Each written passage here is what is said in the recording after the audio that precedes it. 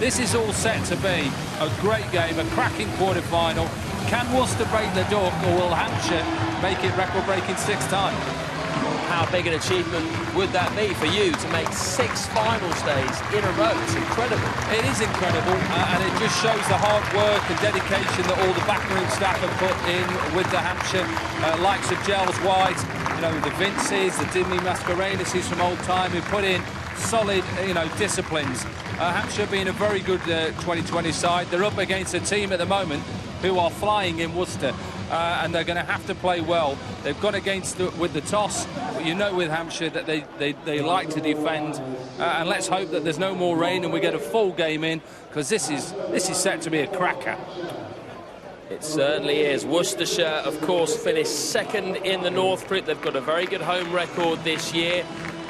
Always play well in front of their fans, who generally turn out in force. We've got a packed house, as you'd expect today as well. A lot of them keen to see Moeen Ali and co putting in another good performance at New Road. It's Michael Carberry to open the batting alongside his captain James Vince. A very important power play coming up. And our first commentators, Rob Key and Nick Knight. An evening then for Worcestershire fans and the players to dream big. Never been to finals day, and they'll never have a better chance. They're up against a team, of course, that have been present at finals day for the last 5 years, so it will be a tall order. But they are at home, and they do know conditions well, and they have won an important toss. So you can see they will field first, and they'll open with Jack Shantry. Shantry and Leach have been very good with the new ball, but up tonight against Michael Carberry. A little bit of swing and Carberry's off and running. Evening, Rob Key. Evening, Nighty. Unbelievable that we're out here playing, really, and it doesn't look wet at all when you're out there. I'm sure there's some surface water, and it's not going to be easy fielding out there and bowling with a slightly wet ball, but pitch looks good, and I reckon that no one really knew exactly what to do on the toss. It's a good toss to win, but Hampshire generally like to bat first, but James Vince said at the toss he'd like to bowl because it has been raining. They don't know if it's going to come again. Worcester obviously won the toss, had a bowl. Yeah, lovely shot. Lovely shot. What a way to start the game. Just using his feet, meeting the ball. He's been in pretty good form recently, James Vince. He's not going to miss out tonight. Yeah, first pill, just use your feet and caress the ball through mid-off. Sign of confidence. 100 in the championship. He's had a tough time of that this year for a more than talented player, and it's a fair amount of confidence to do that in a big quarter-final that this is. Yeah, keep us straight up to the stumps, as he has to be, really. Oh, sweep slow, but a man in the deep. He's absolutely nailed that to Moeen Ali. So intent very clear to see from the captain. Yeah, and when you're facing bowlers like Shantry, they're not quick, so you just see what sort of intent you got, because you've got to make the decision as a batsman. You can't just wait for a bad ball, use the pace. Both those shots that we've seen so far from Vince have been nominated. He's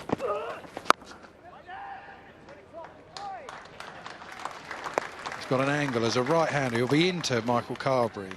He doesn't really take it the other way at all, whereas to the right-hander, it's an angle you don't often face. We saw it a bit from Tanvir, I reckon, who actually played for Hampshire as an overseas maybe last year or a couple of years ago. This going right across the right-hander, really into the left-hander, cramping the left-hander for room.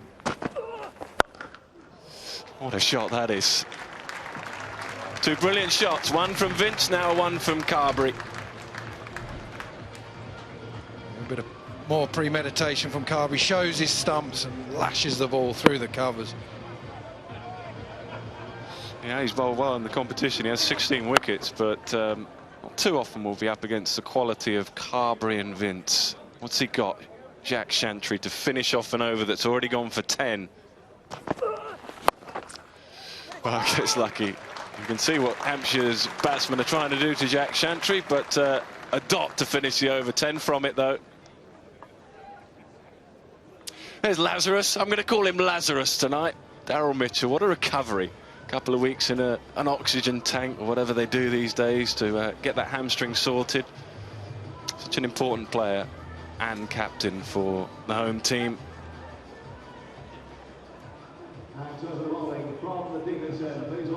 Daryl Mitchell's one of those players, isn't he, that is an underrated bowler as well. His economy's less than 8 in this, and he just bowls a few phantoms, takes the pace off, cutters, no pace whatsoever. But he's the rock they can all play their shots around when he comes out. Joe Leach said Chantry has 16 wickets. Joe Leach has 15. That's his career, but having a good season. Slip in place. Yeah, the players wouldn't have had a good look at the pitch, actually, Rob. I mean, I conducted the toss, and it was pretty much straight after the covers were taken off. As you say, both captains wanted to have a bowl first, but looks a good surface, I have to say. Well, this is the problem with rain, isn't it? Because you look at it, it looks a good pitch, but you think, well, Hampshire generally, they like to bat first, but with rain around, Duckworth Lewis, you generally think to bowl. Cool, what a shot that is. Good fielding as well. No chance of the single because it's hit so firmly. Now conundrum for the keeper. Does he come back up? Back at the moment. You can see he's pumped up here, James Vince. What about those days? Remember, it wasn't so long ago we thought the first over was a gimme. People don't get the spinner on. We'll see Hampshire do that, possibly with Will Smith, because batsmen don't look to do anything. They just look to rotate the strike. Hampshire have been going at every single ball at the minute. Make that 4 more. Wasn't quite sure, I don't think, whether he was going to come again. He tried to get in at the pads, and this time just using the pace.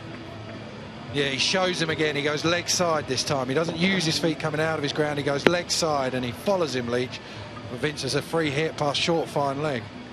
Now, if this continues, I mean, the other thing he could do, Daryl Mitchell, is perhaps bring in Ajmal earlier on. Might not want to necessarily use him in the power play overs, but to wait and see.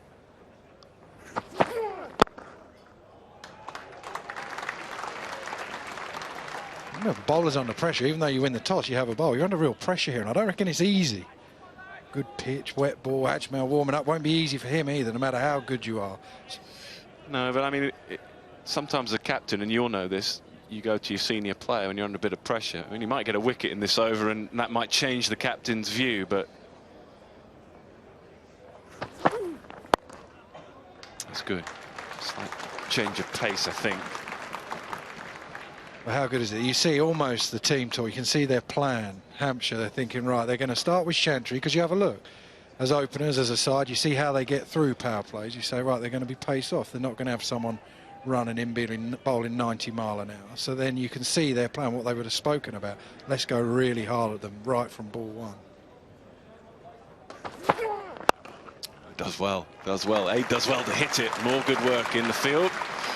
We're pretty happy with that. 4 runs from his first, 14 without loss.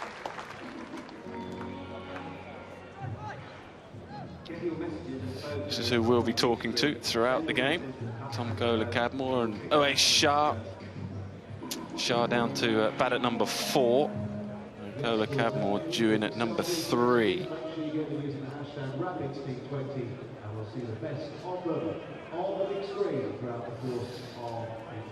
Already and mic'd up. We'll get his views along the way. As it is for now, I agree with Daryl Mitchell. He's gone to Ajmal. I think that's a sensible move. It may not work, but just a slight change, just to give Chantry a little break. Something else for 2 opening batsmen to have a little think about. It'll be tough for him because he's only allowed a couple outside that inner circle. One is at deep mid-wicket and one is at long off.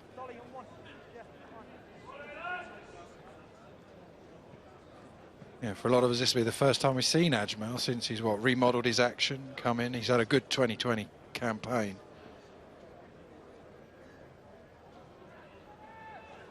Used to bowl it absolutely rapid, with just a little bit of turn. Oh, it's a lovely shot. That really is a high-class shot. Just going with any turn that may be there and just lifting it over extra cover. Yeah, well, Carberry's not going to have a look at him. He puts him under pressure right from word go. Ajmal tries to slide the ball up there. Carberry gives himself a bit of room. It's a brilliant shot. Opens his hands, check drive.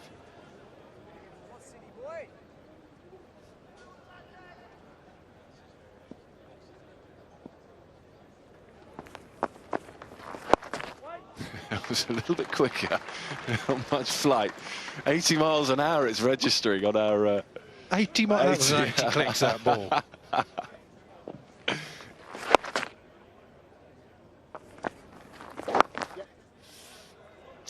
That's the other thing. 78. Yeah, it's the other thing that you do in the field when you're up against an opening combo like this. You just sit back a little bit waiting for the big shot, and then of course there's plenty of singles around. It's been around for a long time though, Ajmal. Not quite had the success in championship cricket with the remodelled action, but still going pretty well in one-day cricket. Economy rate of just over 7. Yeah, any bowler, as long as he can still spin it both ways, that creates a real problem, because you're having to nominate a lot of the time. As an off spinner just spinning it one way, you can just hit, you can bank on the spin. Not much flight again. He looks a fair bit more round arm almost, doesn't he? Yeah, we've done a few games actually, Rob, with the new action. And that's one of his variations that we've seen. Round arm. Sort of a little bit with the old action, but it's more frequently used now.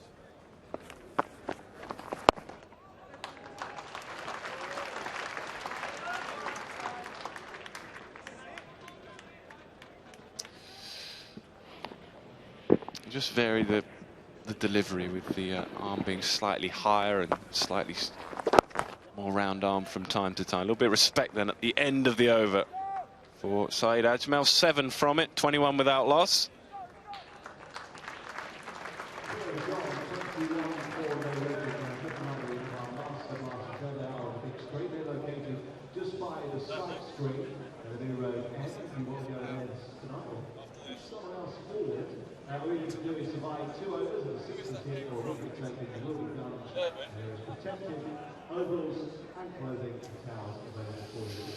Represents a very good start. Having been put into bat. Quarter-final, of course, Hampshire have a tremendous track record in this format of the game. Think of the inconsistencies that are involved with a game like 2020 cricket. It's extraordinary that they have been so consistent.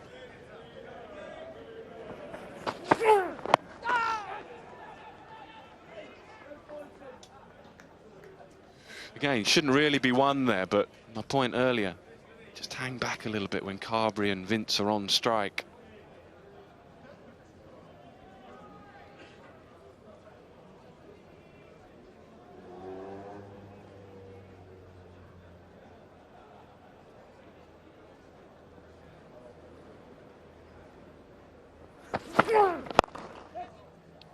Again, another single. Just got to be a little bit careful here. Make sure that if you're on the one, you stay on the one, even with them coming hard at you.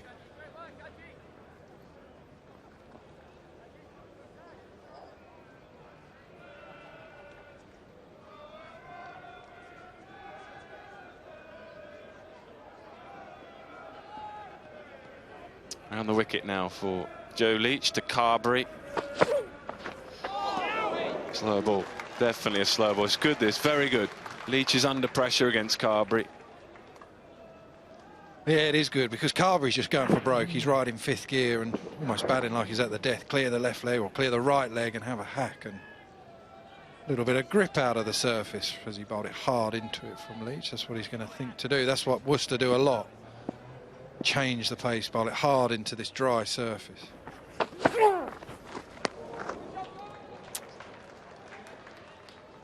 Talking about the consistency of Hampshire in this format of the game. This graphic shows it really nicely. Winners on a couple of occasions, but semi-final the last couple of years. Semi-final in 2011. And then lost in a quarter-final back in 2009. Lovely shot again. Has he got enough of it to go all the way? Not quite. One bounce, 4. Yeah, he gets it right on the money this time, Michael Carberry. He's already had an attempt at this time he gets it. Leach doesn't bowl the slow ball, just bowls what ends up being a half volley. Carberry finds the ball right where he wants it.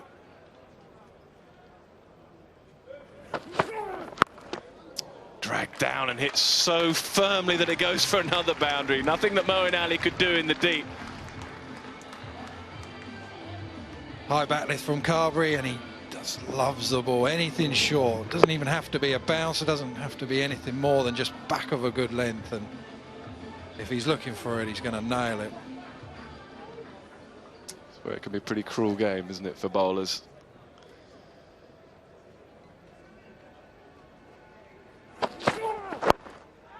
Well, it would have been a brilliant catch. I don't think it was very close in the end to mid-wicket, and it is another boundary. 36 without loss. 15 runs from the over.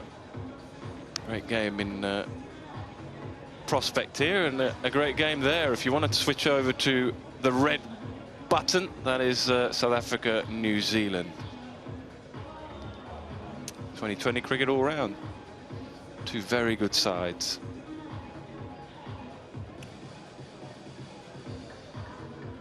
De Villiers, I think, is playing in that game. Hashim Amla, of course, is playing in that game. New Zealand always such a good side to watch. That's, of course, a rerun of the 50-over World Cup, the semi-final, which Brendan McCullum, when I interviewed him earlier in the summer, said it was the best game of cricket he's ever played in. This is when Grant Elliott, was it Grant Elliott's game? Yeah, at Auckland. Grant Elliott, originally from South Africa, comes and wins the game from nowhere from New Zealand as well. They were gone. So Ajmal to continue. Great shot. How many times have we said that in the first 4 overs? Again, brilliant use of the feet, this time from Vince. And so often you think you're just going to see people use their feet to the spinner, but this shows there's another way to do it. Ajmal's round the wicket, he gives himself room, doesn't come out of his crease, just comes leg side of the ball. There you go, see that back foot, shows Ajmal actually, but just manages to get it over point.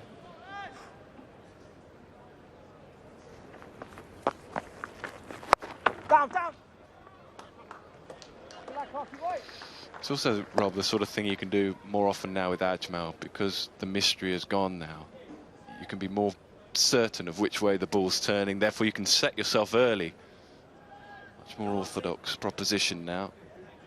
So he'll have to vary his pace, and as we've already highlighted, he'll vary his deliveries with his arm action.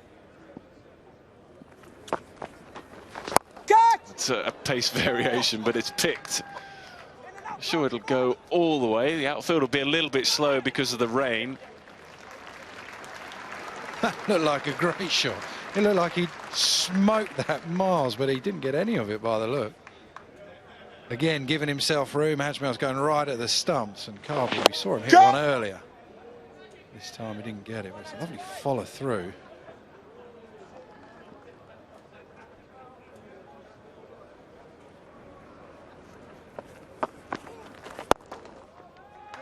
I always think as well, it's bonus overs. If you get the spinner to bowl in the power play, now there's often that Ajmal does that, and he's used at the death as well, but in a way he's much easier to take down when he hasn't got the luxury of sweepers out.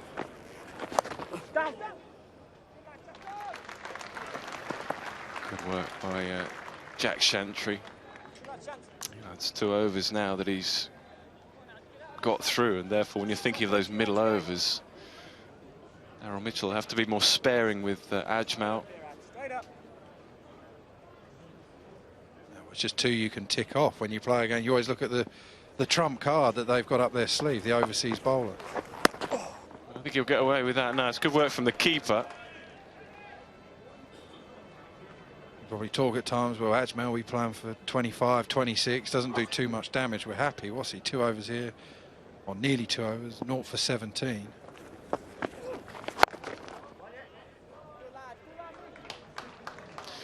Ten runs from the over, 46 without loss. So far, he has gone. He scored 46 for an 11.2 runs per over, which would take out to 184. 6 and over from here to 136, and 10 over to 196. Still nobody in the Master Blasters. Make your way over to the gun strengths just by the Premier League, just by the side screen at the New Berlin.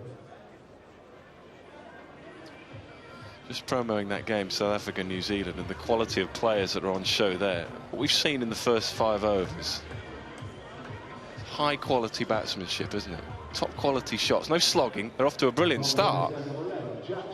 Great to watch. Well, you've seen, what, one swipe from Carberry, that's about it. The rest of it's been clinical, really. You can see their plan. Almost, you see what they've been thinking about when they look at the bowlers they're coming up against, how we're going to take on every bowler, give ourselves room. Ajmal, Carberry, just give myself a little bit of room and hit over extra cover. Chantry back into the attack. And they're looking to go after him again. Man in the deep, not quite. Brilliant effort. I think it's Ross Whiteley. Yes, it is. Brilliant effort, but it was always just going for 6. Hey, even this was over the boundary, this would have been an amazing catch. Again, more premeditation from Vince. He would have looked for a moment, thinking that it was going to go. Brilliant attempt. Under the pump here, Jack Chantry. They're going after Chantry. Again, more movement in the crease, but a good reply from Chantry.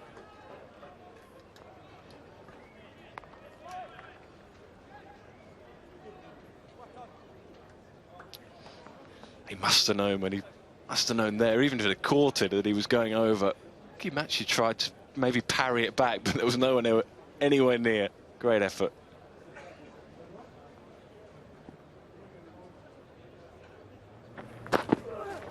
Cut! Good, good.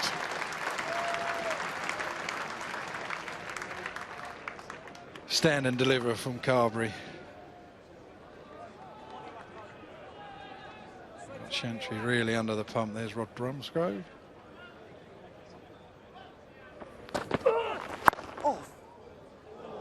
Slower ball. Will it go for a boundary? Think it's more. Good work again in the deep from Ross Whiteley. They'll probably want to have a little look at this, but more desperation from Whiteley. Do you reckon as he stops this, just before he gets up, he's able to just do his hair? Just watch. Hat comes off. Brilliant work. There it is. Eagle-eyed Key. See?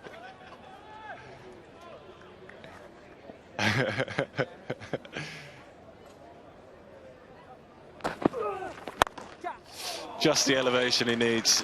A little bit too much width in truth now from Jack Chantry. It's another expensive over. He's got a ball to go and he's already gone for 14. Well, this is because he's under pressure. Hampshire have just gone at every single ball that he's bowled and he's really trying to find something else. The problem is he hasn't got the pace to start pushing them back. He's just really got to work with his line and he's taking pace off. One to finish the over, 15 runs from it. What a power play that is for Hampshire. 61 without loss.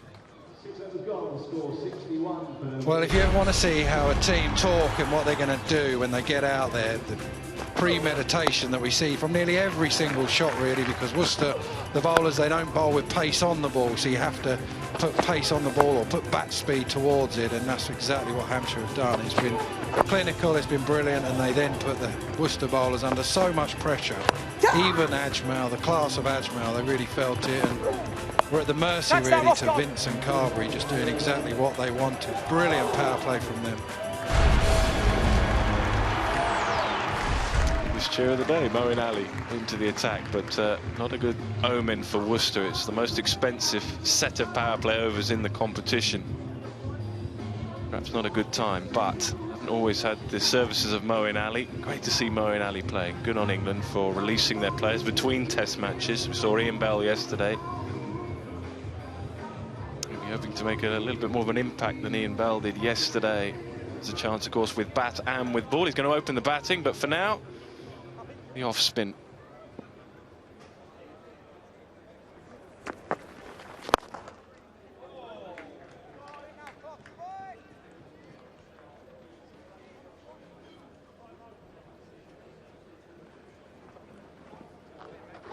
Come on, brother. Come round.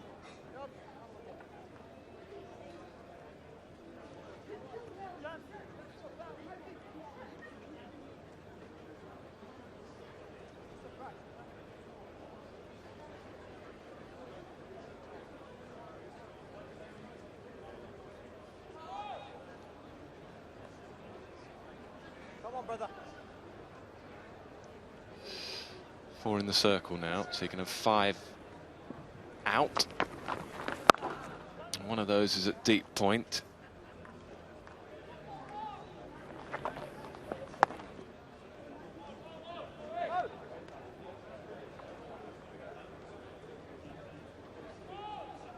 Yes, brother.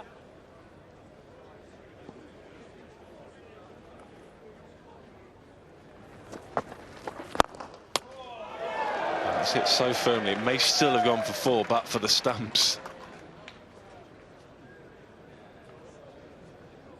More sedate period of play.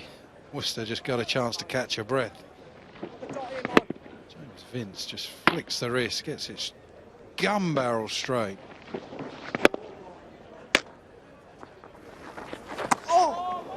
It's an excellent bowling. I think that's one of those things, though, that you're happy to see as a Hampshire spinner now. We've seen a bit of turn there. Yeah, no Mason Crane today.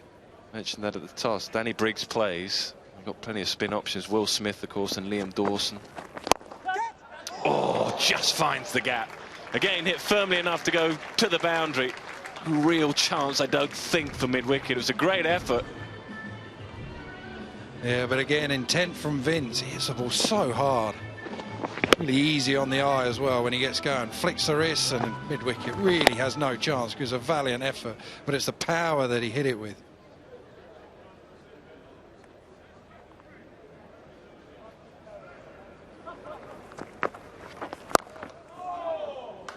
Frustrated with himself, but 6 runs from Moeen Ali's first. 67 without loss.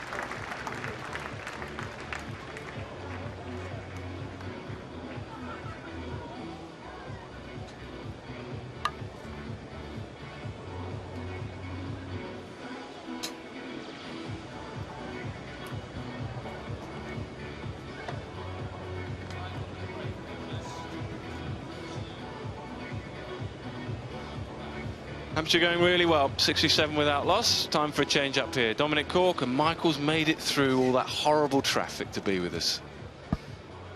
Yeah, good evening, everyone. Thanks for that, Nick. What a start for Hampshire. 67 for naught. Both this pair have struck the ball nicely to the boundary. Both have got good options on the front foot, the back foot, the onside, the offside. And a good evening to Dominic Cork. Yeah, evening, Michael. What a start. That's one thing you know with Hampshire. That's why they are the most successful domestic side, because they know how to come out in big games. An attacker side who, remember, have lost 4 quarterfinals, all away from home, yes. But Hampshire are used to being in this pressurised situation and succeeding.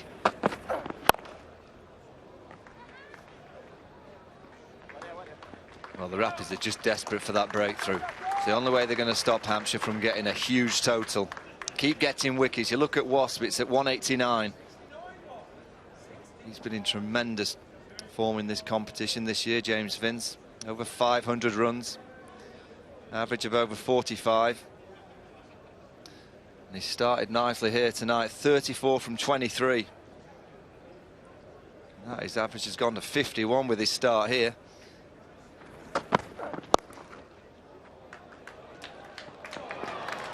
Well, it's a good dive again from Whiteley on the boundary, but it's the timing from Vince, the shimmy down the pitch and just the roll of the wrists. Yeah, he likes to attack, Vince. Timing, beautiful timing past Tim Robinson with the umpire cam. You can just see how he takes those 2 steps down the wicket. He's a fantastic cricket player.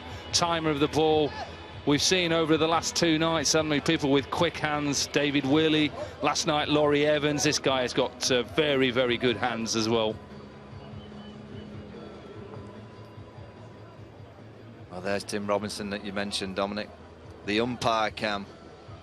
Got to be careful at square leg. You've got to be careful umpiring these days with the power that it's hit back. Maybe people out there maybe thinking, what are quick hands? Well, for me, I would say quick hands are when somebody wants to get the bat as quickly through the ball as possible, like a tennis shot or a golf shot. And it's something that they actually train themselves to do, don't they? In nets and range hitting, they do a lot of that. Yeah, you get a feel for it more when there's a slow ball. We saw at Hove the other night that David Willey was bowled a few slow balls, then the hand speed came through and it was smashed through the boundary. Yeah. Well, this is where this pair have been excellent. And a good ball's been bowled, they've just been able to manoeuvre the ball into the gaps, rotate the strike, left hand, right hand. Yeah, they train a lot centre wicket practice where they set fields and pick gaps where they're going to, if they can't get the boundary option, where they're going to put the ball.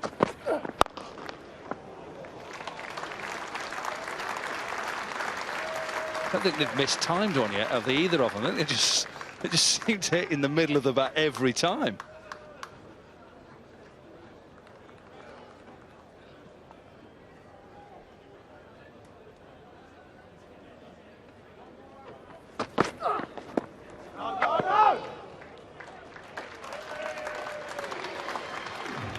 Well, it's the end of the 8th over, 75 for naught for Hampshire. What a start. Tom, it's Michael Vaughan in the com box. How are you doing, Michael? You all right? It's not the start that you would have wanted. No, they've played nicely, to be fair to them. Pitch looks good, so obviously, hopefully we can hold them back a bit here with Mo and Barney in the middle period, and then hopefully we'll be able to chase them down later on. Any message from the captain? No, I just think we got to stick in here and just hopefully get a couple wickets, and then we can put some pressure on their middle order. Tom Cook here, what about this pitch? It looks a belter, looks flat. Yeah, the groundsmen have done a great job, I think, also for us to start on time after the rain we've had, so hopefully when we get to go on it looks just as flat.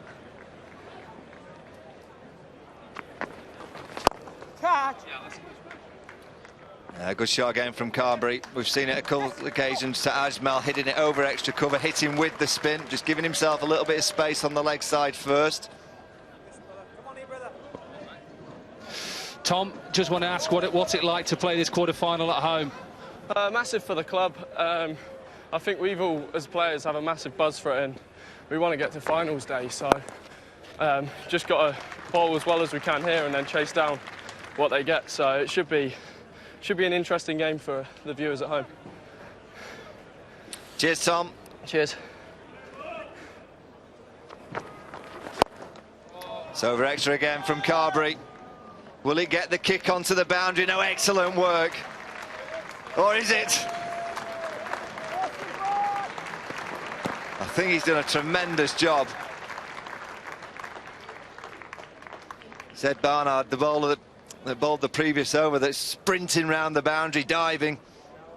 Well, he stops it and then he slides with the rain that we've had. He's touching the boundary, is he, though? He doesn't touch the ball. I think that's OK. But he moves the boundary, Michael. Watch. He moves the boundary rope. Does the ball go over that? Is that a boundary?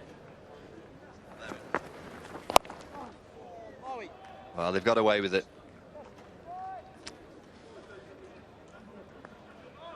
I'd like to know the ruling on that. If you do move the boundary with a slide, does the boundary then become where the slide is, or is the boundary where it should have been before he pushed it out? So rule I'm going to find out. Richard's got the book out.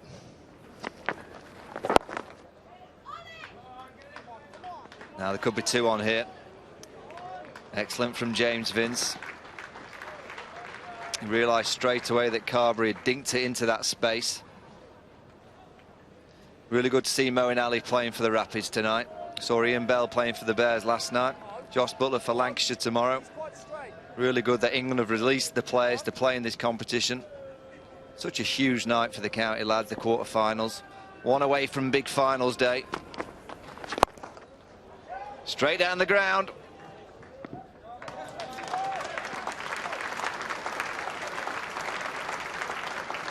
$84 for none. The chance to access the pitch at the end of the game with a special pitch pass. You haven't already got one, all you have to do is to pick up a foam finger from the NatWest team on the golf course during the first innings.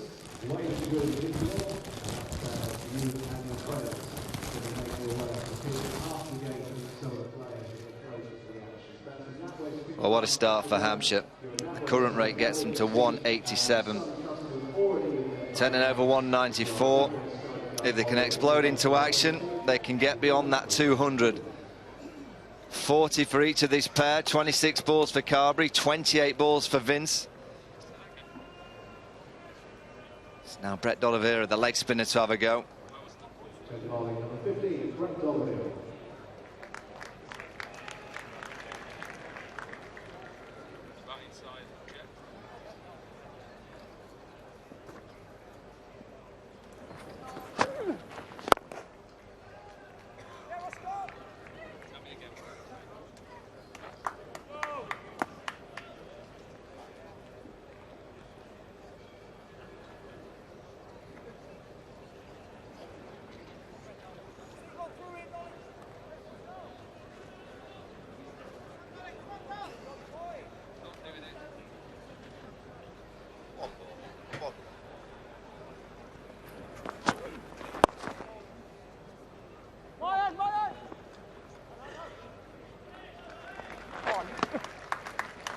Carberry will be looking for anything just above his eye line. If anything's floated down to him, he'll be trying to take him over that region, that mid-wicket region. Into the marquees.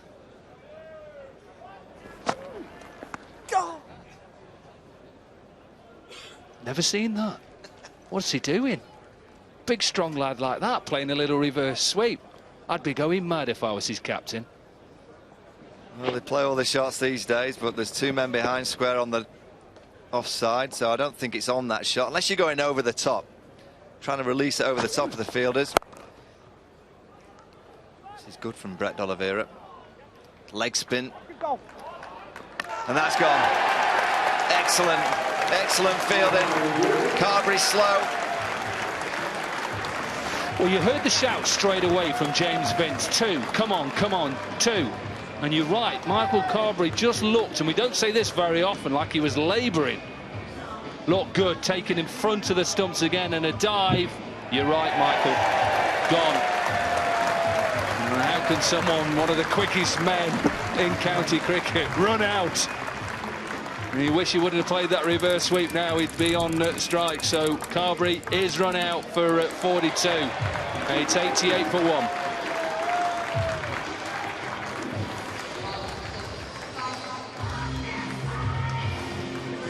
Carberry 42.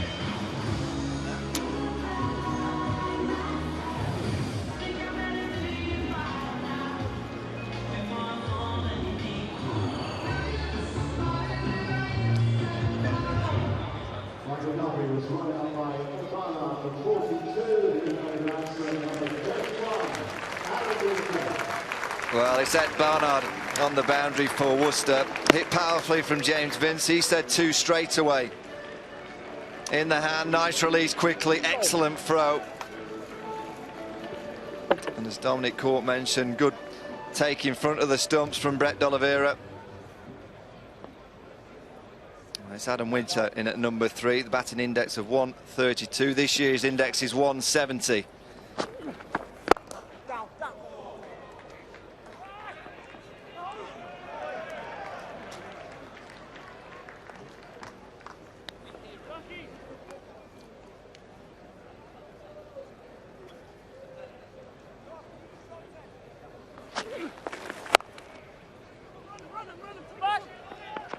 You can hear it there, can't you? Run him, 2-2. He's not running. He's not running. That's a good start for Wheater. Nice low-risk shot to get off the mark. And that was excellent running. That was a twofer. 91 for 1 after 10. And there's that running. Look at Michael Carberry. Generally, he's rapid between the wickets. Yeah, strange. Whether he thought there was enough time for him just to take his time there.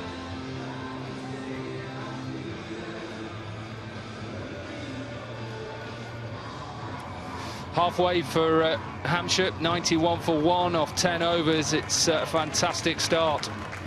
They'll be looking to get at least 190. They'll want 100 off the last 10.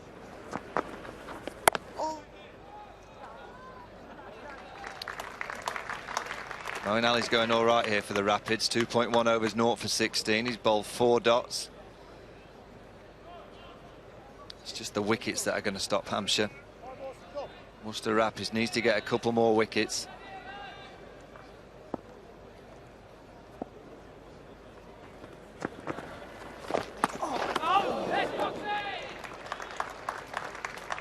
Typical keeper. Straight away. Reverse sweep. Ben Cox was good there. Ben Cox just put his right hand out just to stop that.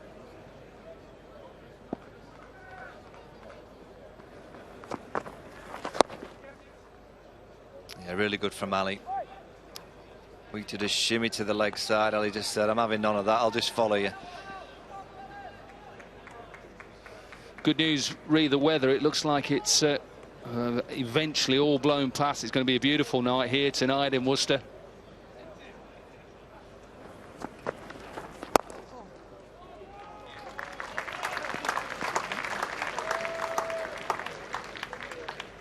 Locals are packed in, Michael. You wouldn't have seen that. You only turned up about 3 minutes before we started. Look at that beautiful bright grey sky. It's wonderful.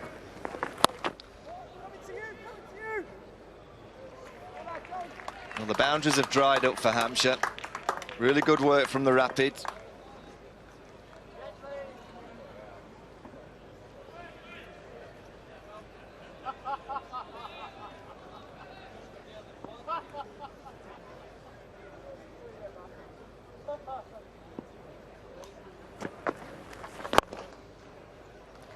Well, that could be a boundary. It shouldn't have been. It's Brett D'Oliveira out there. The wet outfield, but he should have stopped that. He should have got it in the hands.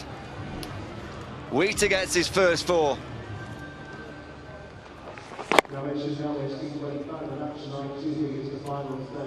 Whoopsie.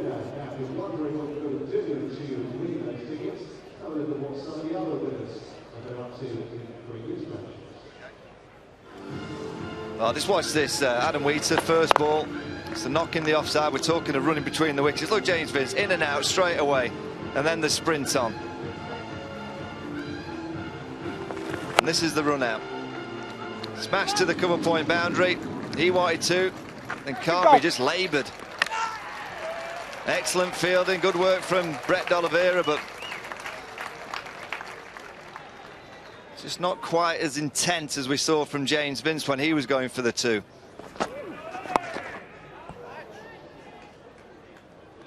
Oh, another one.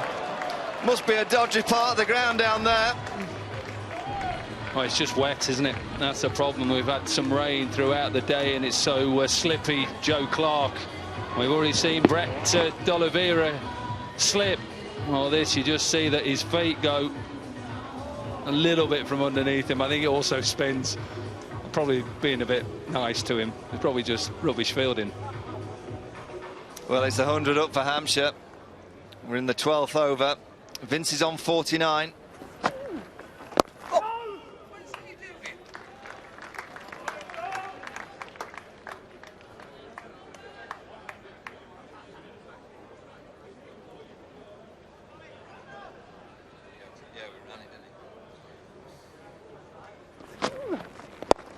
And there's a 50 for the Hampshire captain. Captain in all formats now for Hampshire. Played very nicely. It's his 5th of the season. Come from 37 balls. 7 4s and 1 6.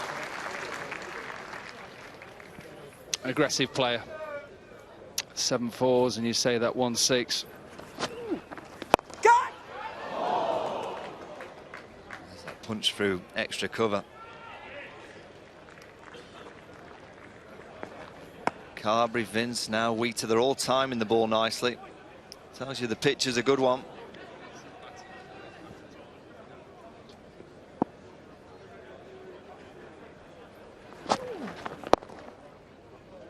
Now there could be 2 on. They slipped. It's greasy out there. Yeah, he slipped and straight away he sent him back. You could see he got a bit of a wheel spin on, didn't he? Exactly what he got.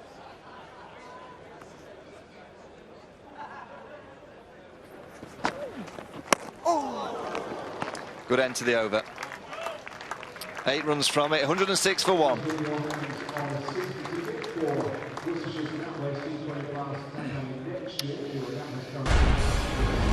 Brilliant from Vince from the start. Lost the toss and they would have had a bowl first, but he thought they had to come out and be aggressive. He helped himself to, at times, some bowling that were right in his arc. Played some beautiful shots over the leg side and over the offside. He's always had the talent to put these innings together, and he leads from the front now in all forms for Hampshire. So 50 from 38, he's got Hampshire off to another good start. Yeah, he certainly has. He always gets a mention. And the England teams are being picked, particularly over the last couple of years. Moeen Ali's last over, 3 overs, 0 for 22 so far. It's just going to be a 1. It's not an easy one-day team for England to get into for James Vince at the minute, but I'd say he's quite close to being the next cab off the rank.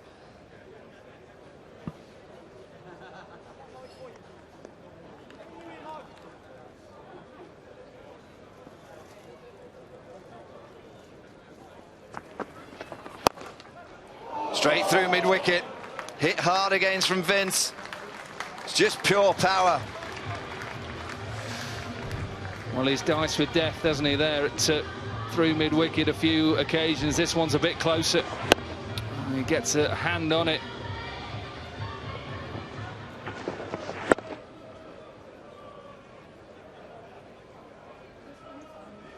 Well, it's Joe Clark.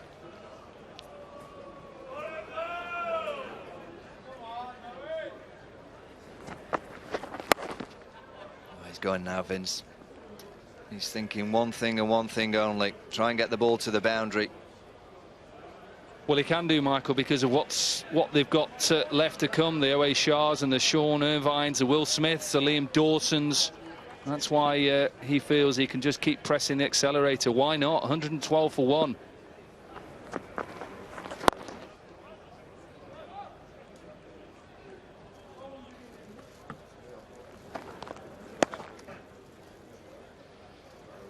That's why, because of what's to come, O.A. Shah with all his experience, Sean Irvine's back, Will Smith, Liam Dawson, Chris Wood, Yasser Arafat, all can hit some big balls.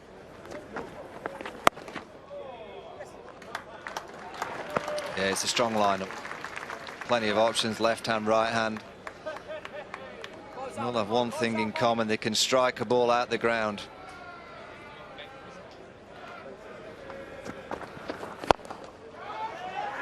Wonderful stroke. Magnificent stroke from Vince. The foot movement, getting close to the ball and then not trying to overhit it. It's a real good start for Hampshire. And there's the coach, Dale. Great start, mate. Yeah, good start, Vorney. The wicket looks very good though, so I think we need a pretty big score. Do you set any targets when the two players go out to bat, Carberry and Vince? You say what you're trying to get in the first 6? Yeah, every ground is a bit different. Yeah, you need it.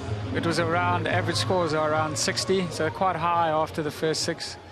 And good score here is over 180, so it is a high scoring ground. And do you do anything with your batting order now you've got yourself into this position? We've just been discussing that now, just maybe thinking left and right. But I'm quite happy for OAs to go in at the moment. And then we've got, obviously, Sean Irvine to come in after him. I was going to say, it's Corky here, mate. It's great to have Irvine back as well, isn't he? He's a danger with the bat and the ball. Definitely. I mean, I think, you see the difference in your players. He is one of those luxuries to have in county cricket. I feel he's very close to international standard, if not international standard player that plays for you all the time. And we have missed him, and we've managed to keep our head above water, but it's great to have him back. No Mason Crane tonight? No, we feel Liam Dawson's in fantastic form. He's been put in some real match-winning performances with a bat and ball in the 50-over game. He's experienced, he's been in these positions before, and the wicket looked very good. It looked pretty hard, so we went with more experience and I think Mason just being here is just good for him anyway. Thank you, Dale. Cheers. He'll be delighted with this start. Wonderful position Hampshire have found themselves in. Yeah, Mason Crane, the young leg spinner. Bowling nicely in the championship. Doesn't take long for the whisper to get around about a young player. He's certainly travelling around about Mason Crane.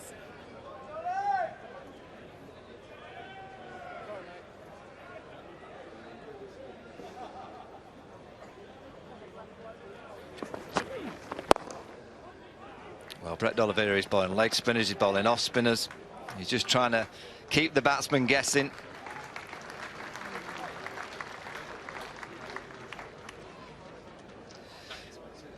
Well, there's Mason Crane. Not playing tonight, but it's good to see that he's here at the quarter-final. You're always learning. By just being here, he'll be just seeing how the boys react in the dressing room, just watching the game out in the middle. It's in the England under-19 squad, so he'll be playing against Australia soon, live on Sky. 123 for one.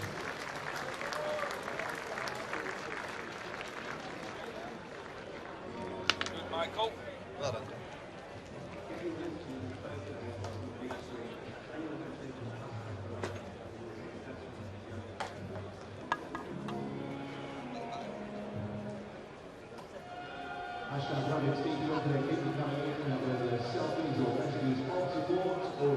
To see you through the Hampshire innings, it's back to Rob Key and Nick Knight. Thanks, Mick.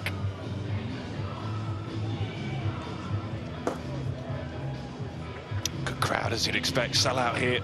And they'll just be a little bit nervous as the captain there is. Won the toss, a little bit in the pitch, but Hampshire, it's been all Hampshire really, up until this point. 123 for one. How can they finish, though? Dale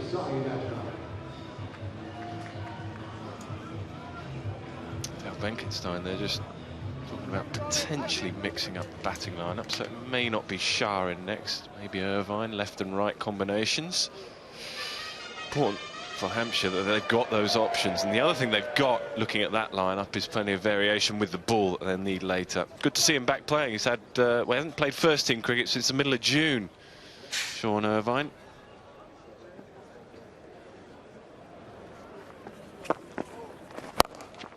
Short enough to be pulled away.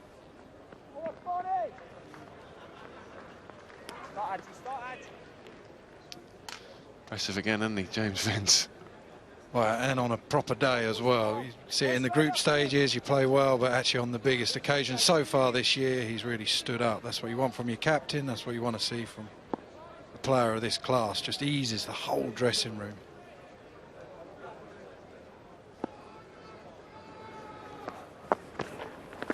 Oh! It's a slingy round arm delivery. Just as a batsman, it just takes a little while to locate the ball because you're looking for a certain area for the release, and then all of a sudden you've just missed the release and it's beaten you. That's why the slingy action can be so effective.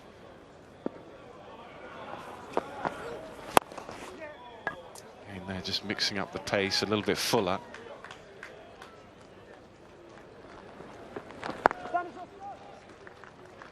And what's he got after? He's got, what, 1.5 overs left. Ajmal, you can see already, they're almost the class of Ajmal. He's able to just see the batsman and bowl in this position where Wheater, you'd think, is going to come really hard at him.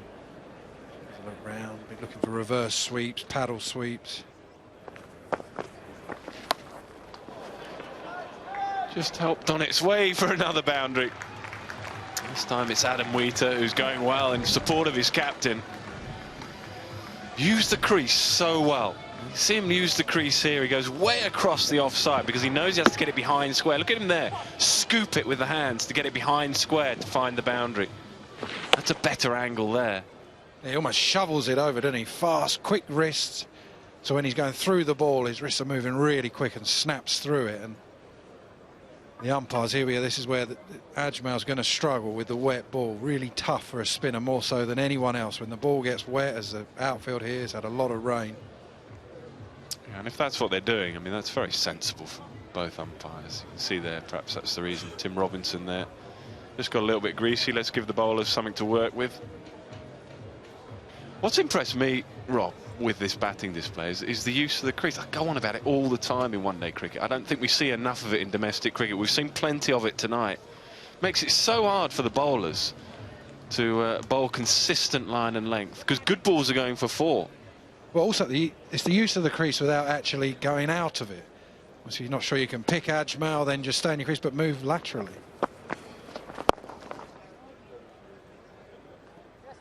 That's the problem. We've seen them go right, show their stumps, go leg side, the right-handers, even Carberry as well.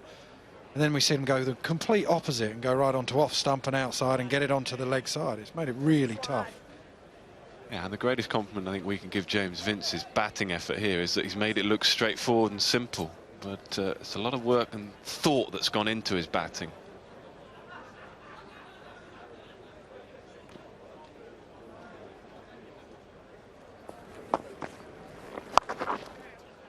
This time he finds the man in the deep, so just the one.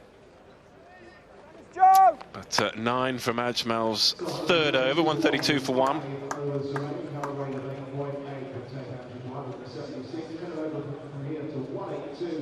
And we've been lucky with the weather again.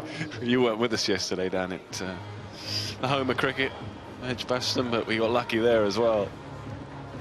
10 and over, 182. I think they're thinking around about that score if they can get there. 182 will be perfect for them, especially when you get inserted, but it's not going to be easy defending on here. The ball's going to skip on, as it has done for the Hampshire innings. Moeen Ali's in great form as well. We've seen that in the Ashes, coming in down the order there at number 8. Really handy batsman to have coming in at 8. A real pain, actually, if you were playing against them. But here we'll see him up the top, and his strike rate's 170 odd in the 6 games that he plays. Ross Whiteley. It's a long ball. Ben Cox, the keeper, can bat down to come in at 7, so they've got a long batting lineup. Oh, that's gone a long way. That's gone a long way. Not even anyone in the crowd can catch that. What's behind the lorry? Someone's going to have to fetch that out of the hedge. Straight out the screws from Vince. Just goes down on one leg, lap slogs the seamer. It's like being in the garden, not with the lorry, but you know what I mean. Find it from the hedge. Someone find the ball.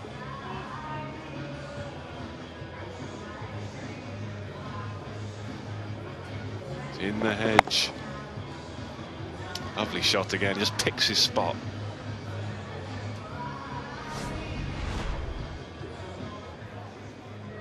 So often he's just taken the first ball of the over, he's really put the bowler under pressure. Doesn't let them get a few dots up, and then you get a sense as a fielding captain, as a bowler, that something's going to happen. He goes straight away from ball 1, puts them under real pressure. Found the ball. You got a lorry in your garden?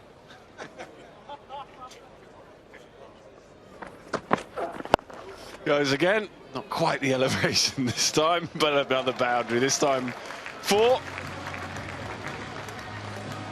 Yeah, this time he doesn't get it, but he's just clinical in the way he's looking to hit the ball.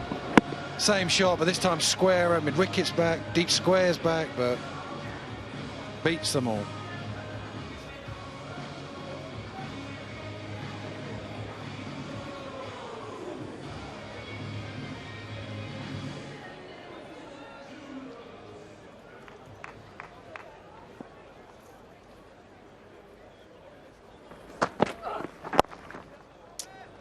Wants to, why not? Wants to stay on strike. He'll have to run. Think he'll be okay. Yeah, good running. That's the other thing that's underpinned his innings. Every time he's had a chance to run his 1s and 2s quickly and stay on strike, it's exactly what he's done.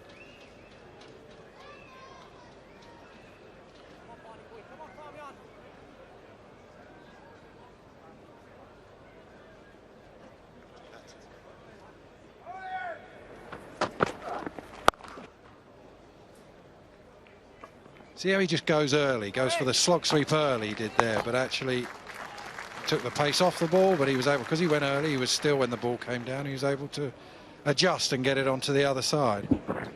Yeah, you go back to your playing days where you're still playing, of course. It's when you're in good touch, you tend to do that more, isn't it? It's when you're overcommitted to a shot, you end up trying to fetch it, and then you think when you're taking your pads off later, why did I do that? when you're thinking straight like Vince is at the moment, you just adjust. 78 or 51 for the captain. Score of around about 190, 200 still on the cards. It's good bowling. No real chance for the keeper. Keeper did all he could, but it will go away for leg byes. Yeah, he's unlucky there. Keeper up as well. Makes it really tough. But Wheater's all over the crease. He's moving outside off stump. This time he goes miles down leg side. The bowler follows him, but whether he gets something on it, almost just misses everything and beats the keeper. Cox would have found it really hard to take.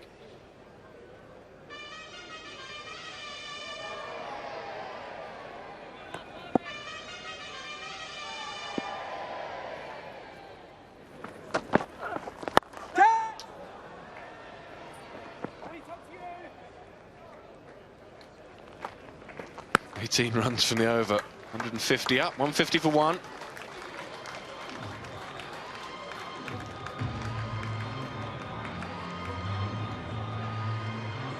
So the teams are back and they are winging their way to you. It's another T20 Scatter Blast t-shirt coming away. Make sure you are up waving and dancing. Who would like a NatWest t-shirt?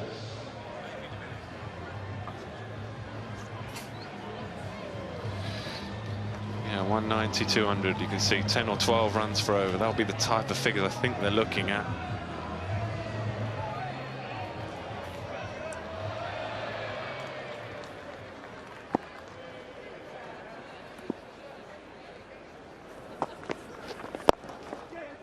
Again, wants two, should come back for two. Mo and Ali in the deep. Yeah, good running. That's what Dale Benkenstein was saying, Keezy, earlier about left-hand right, and you can see Rohit Shah is padded up, may come in next, whatever, but poised and ready to go. But it looks as if he's ready to go. It could be him. What do you reckon about that? I mean, generally, just send your most effective hitter in, don't you, whether he's left or right? Yeah, the only way I reckon you don't is if you've got a short boundary one side. But 9 times out of 10, just send your best hitter in. Yeah. Rohit Shah's the next man to come in, hits the ball well, send him in. People talk about left-hand, right-hand combination. If AB de Villiers is padded up to come in next and they want a left-hand, you're not going to say to AB, actually, you just hang back for a minute. You send your best player in, surely. Or your most effective player in that moment. I reckon on occasion, if you've got, sometimes down at Canterbury, we'll have a wicket right on the end of the square. So you might have the last couple of overs and you want left and right hand then to really take advantage of a 50, 60 yard boundary. But every other time, send in your best hitter, your most experienced as well. It's excellent bowling.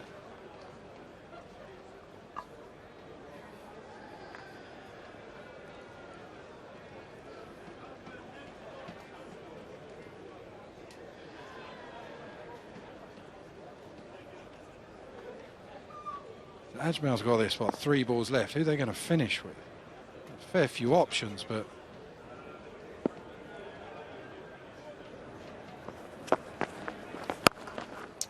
good bat speed, should be cut off.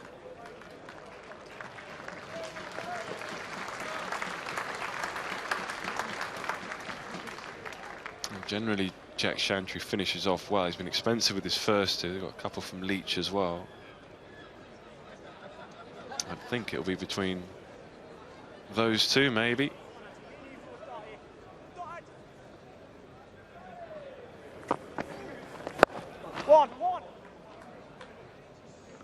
It wouldn't have been an easy day for a captain. The way that Vince has played, Carberry started, and now these two. It's been tough. You're having to go to Ajmal earlier at times than you like. Can't just finish with him, give him the last couple of overs. And come on, boys, one straight up here. Keep chopping and changing, trying to get a pole.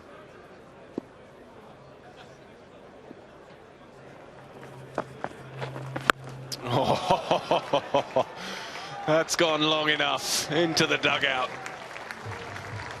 6 to finish the over. It's ruined what was a good over, so 12 runs from it. 3 to go, 162 for 1. So Ajmal finishes, he's 0 for 38. Brilliant batting from Hampshire, and Wheater just shows exactly why. The real long handle, big swing of the arms. Not the biggest bloke in the world, but he gets more than enough of that.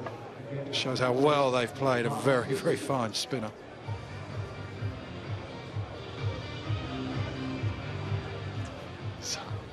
Odd to say this, but they haven't played against each other in T20 cricket, these two sides. So, of course, they haven't played on this ground in the 2020 game. Hampshire, they're doing all right for a team that have not played at New Road in this format. So, yeah, it is Joe Leach. Looks like it'll be Joe Leach and Jack Shantry to finish off proceedings, to try and restrict Hampshire to anything under 200. Wasn't it Joe Leach? What was he, 3 and 3? The first 3 balls in a game in the 50-over competition. He'll need at least that now. I think that's ever going to happen again, but 162, 3 overs left. Vince 80, behind up 100, behind up 200 as a team. Imagine that, Keys. You start in a game, you lose 3 wickets the first 3 balls of the game. And you win. Yeah, exactly. Again, use of the crease. Picks out the man in the deep.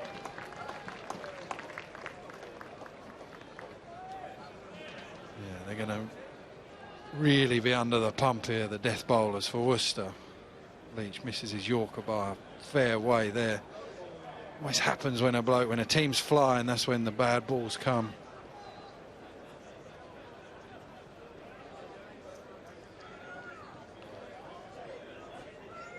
Deep square's just gone behind square, so Darryl Mitchell just making 1 or 2 changes. Yeah, and that's the problem, isn't it? Sorry, with the Wheater, because they start playing all the sweeps and everything. Now then, has he picked out the man in the deep? Yes, he has. That's a good running catch. That's an excellent running catch. Adam Wheater would have felt that he could have hit that and should have hit it for 4 or 6 for Ed Barnard. That's really good work in the deep. Yeah, and he's trying to get the crowd going as well. They've not had a lot to cheer about. He's trying his best to get his side going. Leach more relief than anything else. Wheater gives himself room, picks out the man, just a few paces to his right. Good catch, and he tries to get the crowd going. Wheater, he goes for a well-made 32, 163 for 2.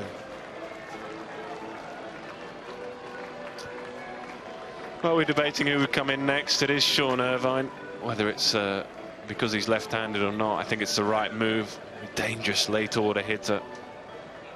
As they've been out of first-team cricket for quite some time.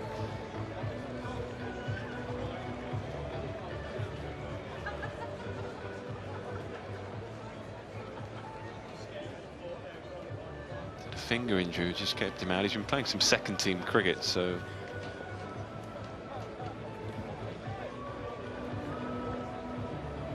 a little bit of form to bring in.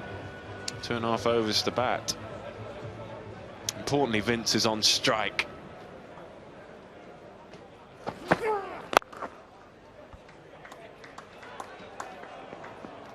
Well bowled, wide Yorker. Takes singles from Vince every day of the week at the minute. He just goes leg side of the ball, so he can swing his arms through. Decent enough connection, but you can see from that reaction just how pumped Worcester have been actually throughout the whole of this innings. That to hold their nerve has not been straightforward for them, thanks to the excellence of Vince and Carberry. A bit of Adam Wheater. Whenever you see someone try and rev the crowd up, I see, was that Delia Smith with Let's Be Having You?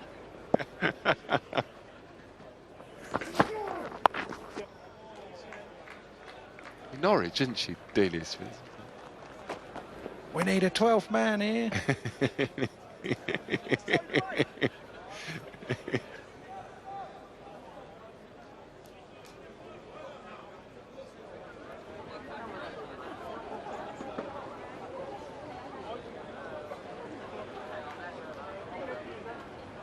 She's not watching the cricket at all. Yeah, I know. They're just in for the jolly, aren't they? Hey?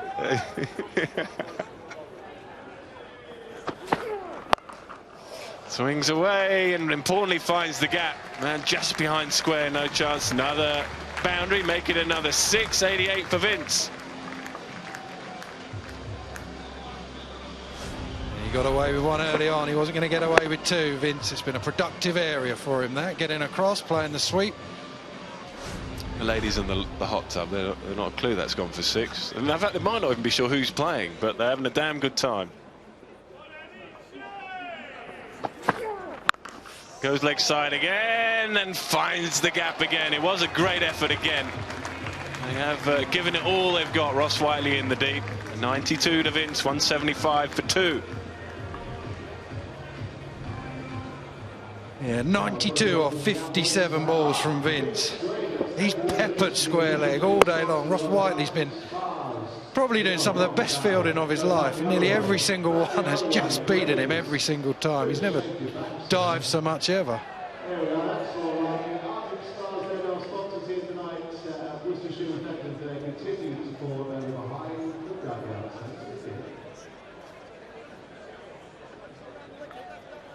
.92, what do you get? 99 against Kent, I reckon, against us early on in the group stages of this competition. It's hard to imagine that he hasn't got 100 in this format of the game, but he's gone close a couple of times. A 99 not out, and 90 in Sussex at Hove.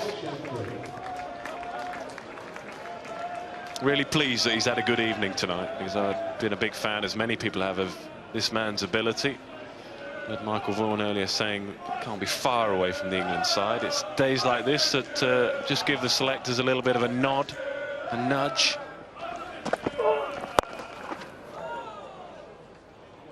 High on the bat from Irvine. Left and right hand makes it hard for Chantry in particular. Chantry enjoys bowling to the right hander. He comes over and round the wicket, and the angle just makes it hard for the right hander to hit, but makes it harder for him bowling at a left hander. Almost brings it into his arc. You saw Irvine trying the slog sweep. He's almost coming into that shot.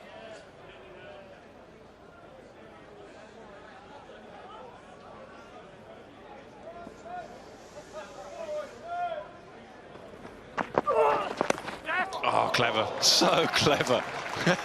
Somehow, yeah, not a lot he could do. Somehow gets it down to fine leg for another boundary. Yeah, brilliant. Of all the shots we're thinking, going to go across, play the sweep, anything but the little ramp shot. Touch of finesse from Vince now. Just falls right over. His worst problems, he's gone square leg, he's hit it, given himself room and gone over extra cover, hit it straight. Now he's hit it almost straight behind him, becomes really tough. I think he's found the middle of the bat, but he's got lucky. Somehow they've got back for 2, and somehow Vince survives. Yeah, he would have had his heart in his mouth for a fair time here. It would look pretty high, actually. It would have been touch and go for the no ball. First time that his timing's been poor, and the first time it's saved him.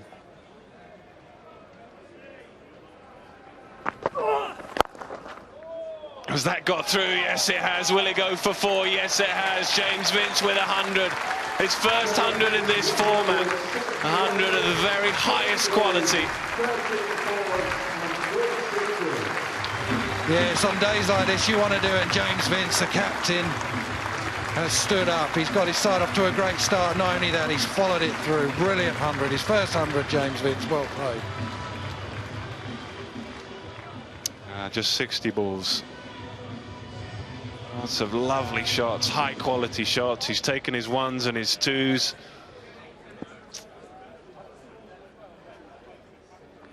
Oh, that's unlucky. That is unlucky. I'm not even sure Jack Chantry knew too much about it. Sometimes you see bowlers just angle it back on via the hand onto the stumps. I think even that was too quick, so unlucky for Irvine. Yeah, we still feel they deserve a little bit of luck. Good skills, good skills. Just nutmegs himself, but gets a little hand on it. Irvine looks back and then has to walk off. A little smile on his face, he won't be unhappy. He goes for 2, 186 for 3.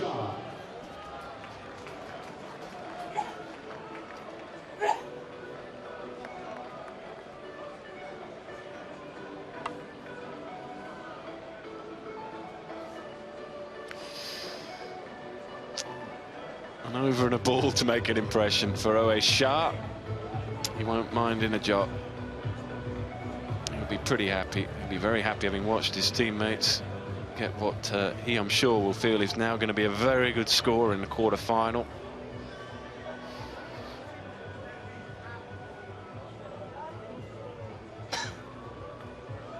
Well, you just think, wouldn't you, even though what he got probably a... Yeah, this time you got a bloke on 100 playing brilliantly, even though with, what, 1 over to go, just tick one, give him the strike.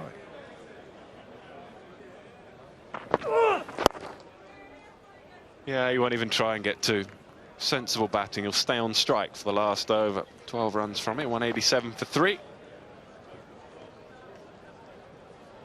You can see, I think, from this replay, that absolutely no intention. He's just trying to stop the ball here.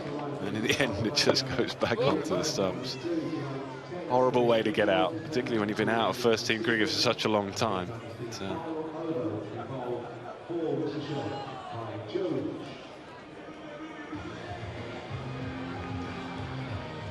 So 200 definitely on the cards here with an over to go. Joe Leach will bowl it, and he's gone for 31 from his 3.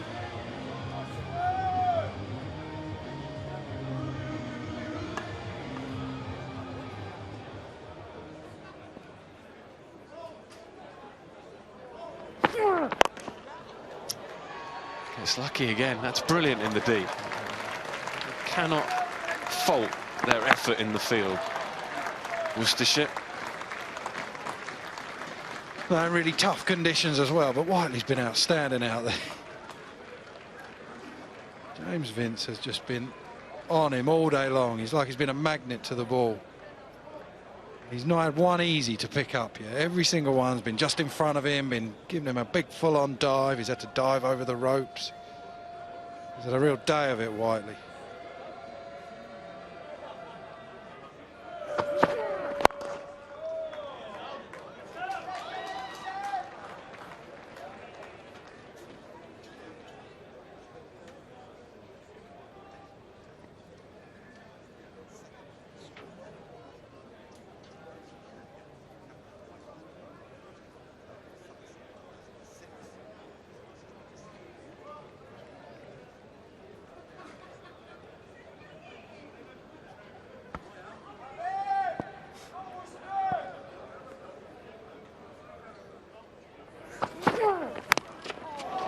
That's not what you need. That's not what you need. The only good thing about that is that Joe Leach will feel that at least though Shah is still on strike. That's about the only consolation. Really got a feel for a bowler in this. He's gone for wide Yorkers. Didn't get the Yorker, but Shah can hit the ball pretty much anywhere, but it was the one place he wasn't expecting to hit it. Hampshire's day so far, 194 for 3 now.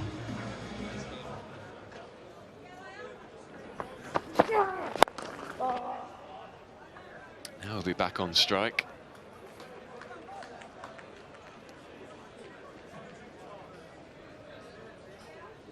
Tell you what it does make you think. What did Chris Gow get and McCullum? They got 150. You think Vince has gone like a train here? What, 106 off 64? Those blokes probably sound like I'm doing an a disservice here, but 158 in a 20-over game.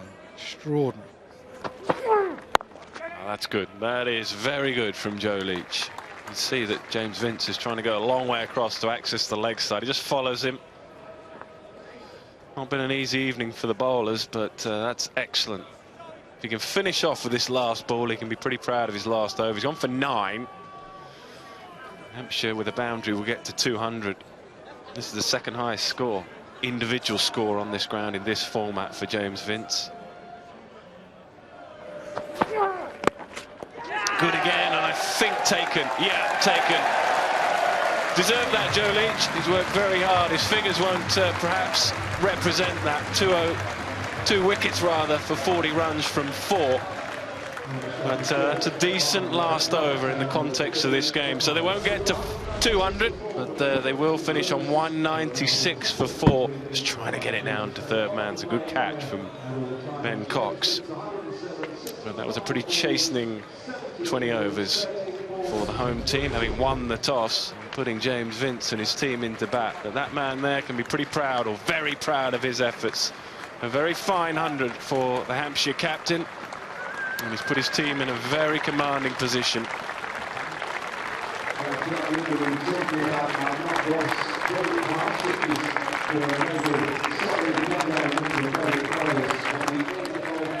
So, as I say, having been put into bat, I'll be delighted. Michael Carberry played beautifully until he was run out of 42 from 28 in partnership with James Vince, there 107. Adam Wheater played his part as well, 32 from just 22. It fell away slightly, perhaps, at the end with Irvine and Shah, but not a lot they could do with just a handful of deliveries to face. So, in the end, an excellent effort, 196 for 4.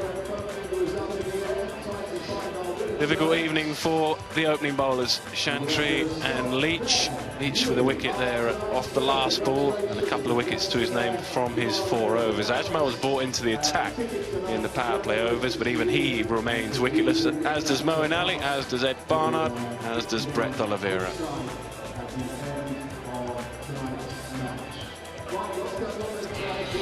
Right, time for us to take a quick break. When we come back, we'll be with Matt Floyd analysing that brilliant innings from James Vince.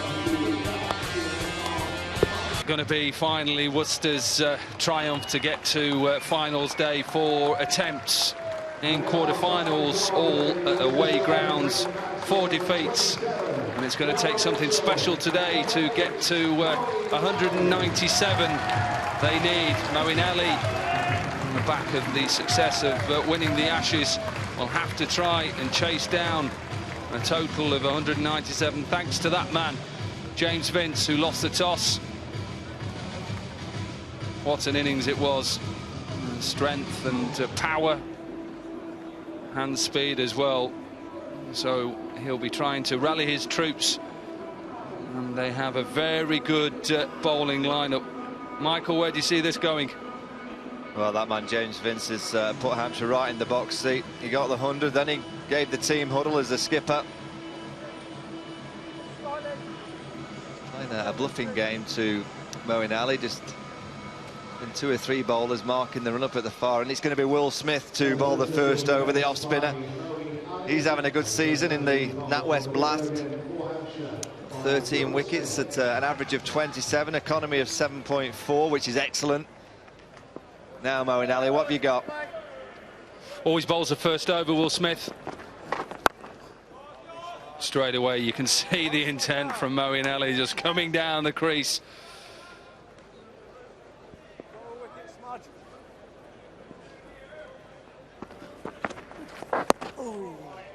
Wide ball, quicker delivery. Not sure there's going to be too much flight. Well, I'll tell you what, I reckon that's the first ball that swung all night.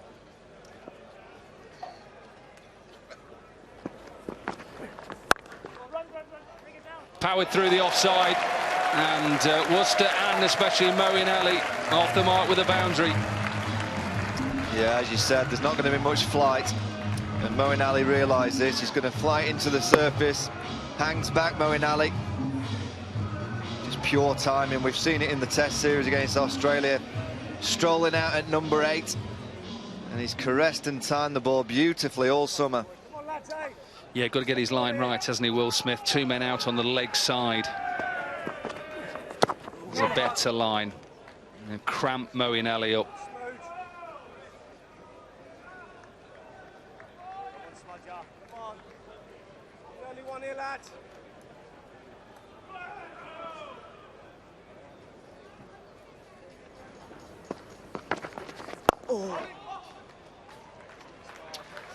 Good from Will Smith.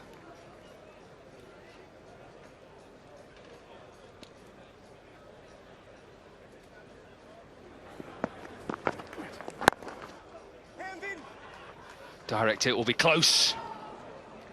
James Vince he must be quite fatigued from all the 2s he ran. Well, this would have been close. I'll tell you what, he would have been out, Moeen Ali. Pretty sure he gets his bat stuck in the turf there. Yeah, James Vince is just holding his side here on that throw. Whether that is into like an intercostal or into the back, but he's definitely holding that left side.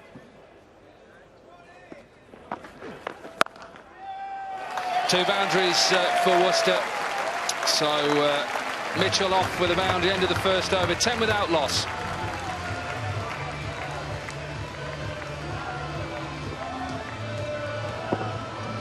Short and punished, really. Poor delivery from Will Smith. And you could see he's disappointed, just turns his back, gets his cap. Well, there you go. That's the way to watch the cricket. A few bubbles in the hand. Look at the guys on the right there.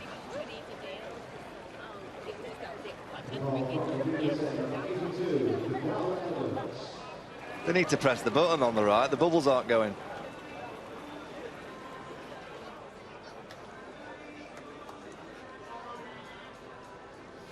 Fidel Edwards into the side for Mason Crane. Experience. He's just come back from playing in the Caribbean Premier League.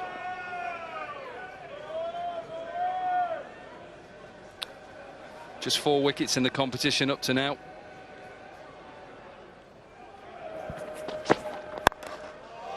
Beautiful shot. Timing, and just made it look very, very easy. Well, he just leans on this, does Moeen Ali. He's got the 2nd best strike rate in the power plays. He's just behind Kumar Sangakkara. So batting in the power play, strikes at 174 this season for the Rapids. This is a good start, 14 for none after 7 balls. Yeah, change of field as well, so mid-wicket taken out, an extra man on the offside. Owe Shah coming across. In the air and put down. Would have been a brilliant catch. I think it's Will Smith at backward point it is. He's sprightly in that position. Well, it's just a little bit too high. Look at the spring, look at the dive. You just can't grab it. Saw you catch one of them, I think, and was it a Lord's final? One-handed, was it Matthew Hoggard? To say that's a collector's piece.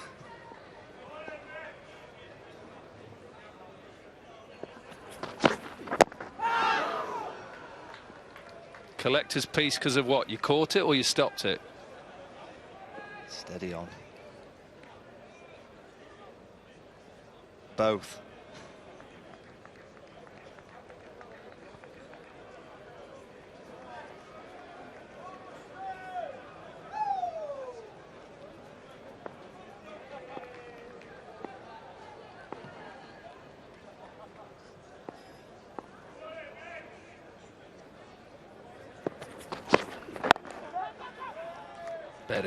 Better from Edwards straight to Mitchell. You know that he likes to cut the ball, doesn't he? That's his favourite shot, cut and everything full. He just works through the leg side. Yeah, excellent from Fidel Edwards.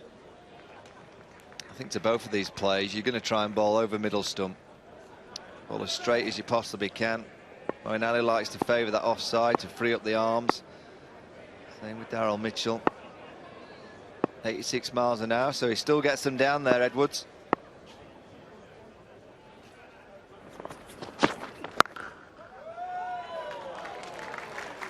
Chris Wood, extra cover. This is what they pride themselves in. Hampshire is to back up.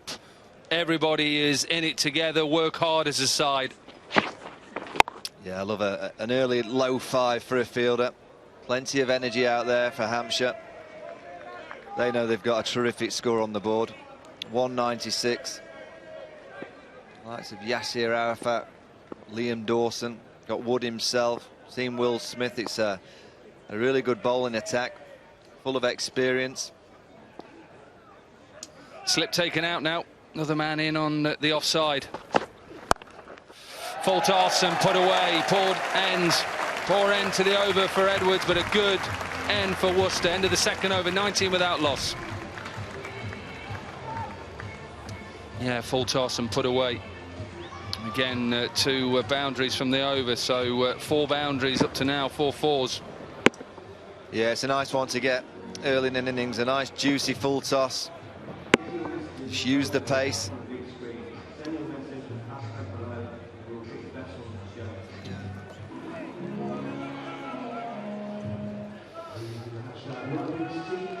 178 more runs for Worcester to finally get to finals day. Just two sides who haven't been there yet. Worcester are one, Derbyshire are the other. Will Smith with his normal spell of 1 over. He's taken out, and it's Chris Wood, 25-year-old, experience now. Gets the ball to just slightly swing away, more off the seam. Yeah, and the skipper's got a slip in place. James Finns knows that wickets are the key. I think you realise in power play that the ball's going to fly around, but the way to stop that is to get wickets. Hampshire's power play, they struck it for 61. The Rapids are going to have to get near that. In the air, who is calling it? Well, one was leaving it for the other. Wheater takes it eventually. Vince was looking at Wheater, Wheater looking at Vince, but more importantly, it's a wicket for Hampshire, and it is Moeen. Well, it's a key wicket, and just watch the celebration from the bowler, Chris Wood. He knows how important this wicket is. It's a good catch from Wheater in the end. It swirled in the air. Who wants it? Always take it when you get the gloves on.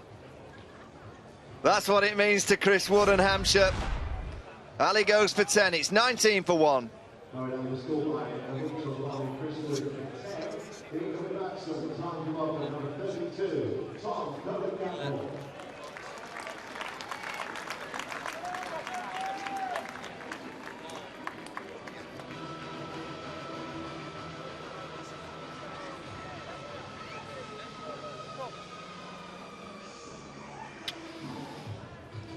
It was our man on the mic, Tom Kohler-Cadmore, who said that it looked a good wicket to bat on.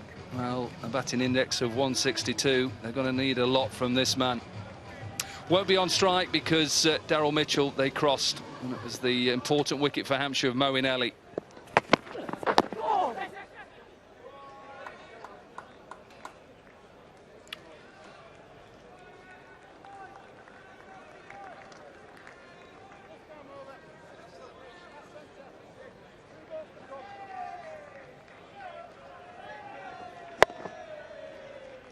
Tried to pull it away, didn't they? Neither one wanted to really go. We saw last night, didn't we? James Foster just put one down, but that's what it means. You're right about he loves the celebration.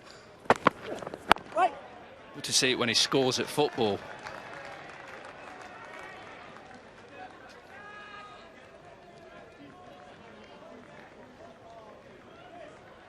He does love a celebration. He rates himself as a footballer. He thinks he should be playing at Villa tonight. Man United. Well, I've been watching the England team play football every morning. There's some talent on show there by one or two of them. Sad edge. Who's decent then in the England side? Adam Lyth, excellent. Low to the ground. Where's he from? Oh, sorry, Yorkshire. Whitby, yeah. Used to be at Leeds United or Man City, one of the two clubs. Joe Root, is that another one? Steady footballer. Slow. Very slow. Bairstow? Very good. Very, very good, yep. Just a good athlete. Moeen? Not bad, actually, Mo, yeah. Down the right wing. Nice to cross it in. What an over. What an over from Wood. Just 2 runs from it and a wicket. 21 for 1.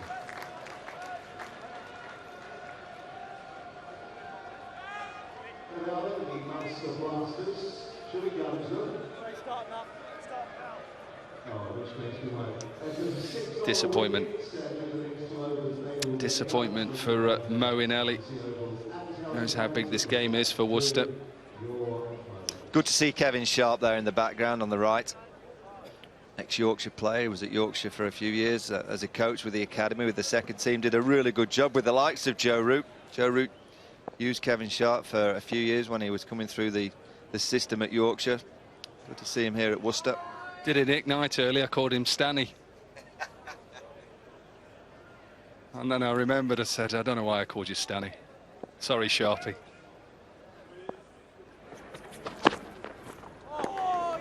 Pace. And a bit more aggression from Vince. He's put it, slip back in now. Yeah, you just look at the required rate now. It's at 10.46. Young players coming to the crease. Huge pressure, quarter-final. Club's never been at finals day. Original rate was 9.85, so it's gradually just increasing.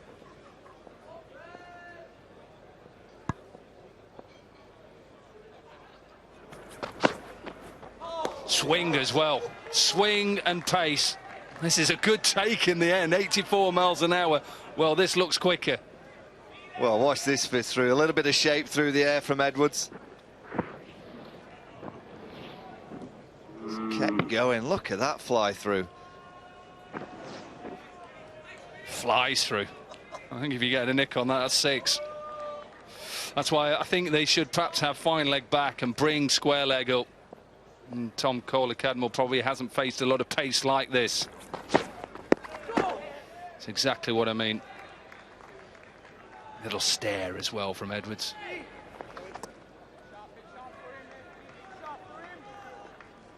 Well, it's good to see Fiddle Edwards still bowling with pace. You can see there it's on him before he can play the stroke.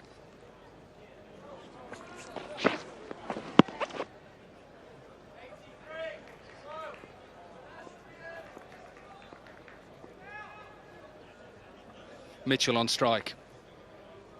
Pressure on the captain. Oh, well bowled. That one kept a little bit low. All of a sudden, Hampshire all over Worcester. Yeah, and all of a sudden he's making the pitch look like it's doing just a little bit more than it was when Hampshire batted. Just the extra pace. Saw from the Rapids, they didn't really get any bowler beyond 80 miles an hour. They were trying to pitch it up, swing it, nibble it. Well, this is sheer pace from Edwards, and it's just doing a little bit more off the surface.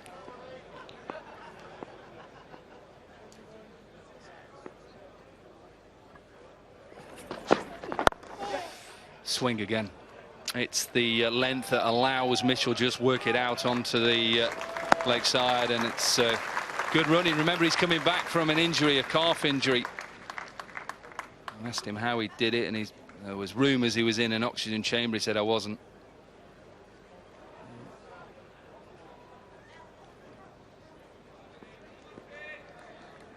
Use an oxygen chamber, don't they, to actually get you back quicker from injury, something that I think Jimmy Anderson has done with his intercostal or side, something he didn't do.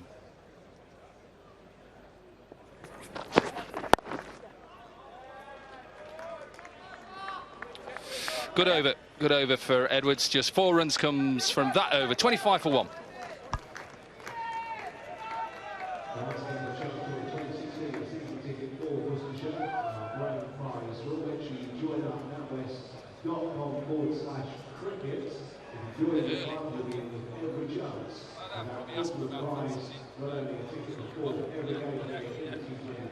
Next year, but also hospitality package, a chance to meet and greet with the players as well.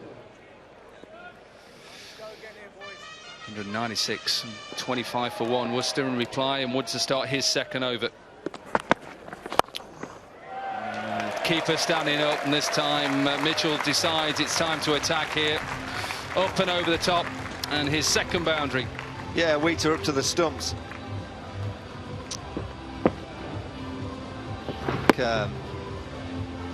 Mitchell realised that, he just stayed in his crease. It's real good use of the hands. It's right in the slot, but the wrists were broken. Just manoeuvres it over the offside. There you can see.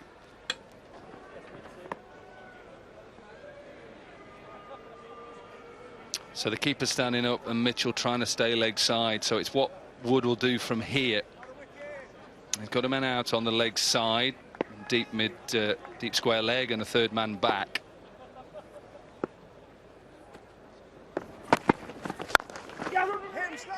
Direct hit close. Sean Irvine, who's at mid-off, he's got a bullet of an arm. He's maybe not that quick to the ball, but when he releases it, Mitchell was in trouble, I think. Yep, he would have been on his way. Excellent pick up and a release from Irvine.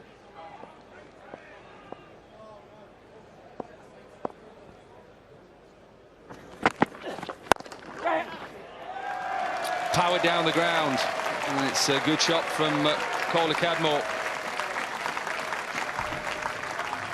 Wasn't really a bad delivery, was it? No, it's not a bad ball, but it's just the strength of the players these days, the timing. Cutter again, and he waits and just jabs it with that right hand.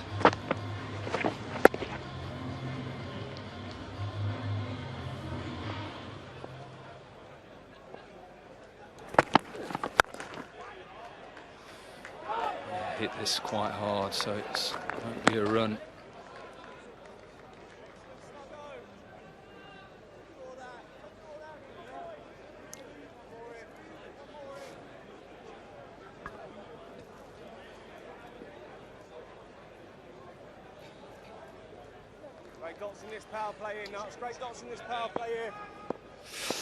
Well, after this ball, we definitely have a match today. Again, hit hard to mid-off and no runs, so just 9 runs from the over. 34 for 1 from 5. We can speak to Owe Shah, who's on the mic. Ace, that was a special innings, wasn't it, from James Vince? Yeah, very good innings. To be fair, he's had a very good tournament, very good player, and yeah, he showed his class today in front of a packed house. Very good. What was said at half-time, 196, is it about taking wickets and being disciplined at the start?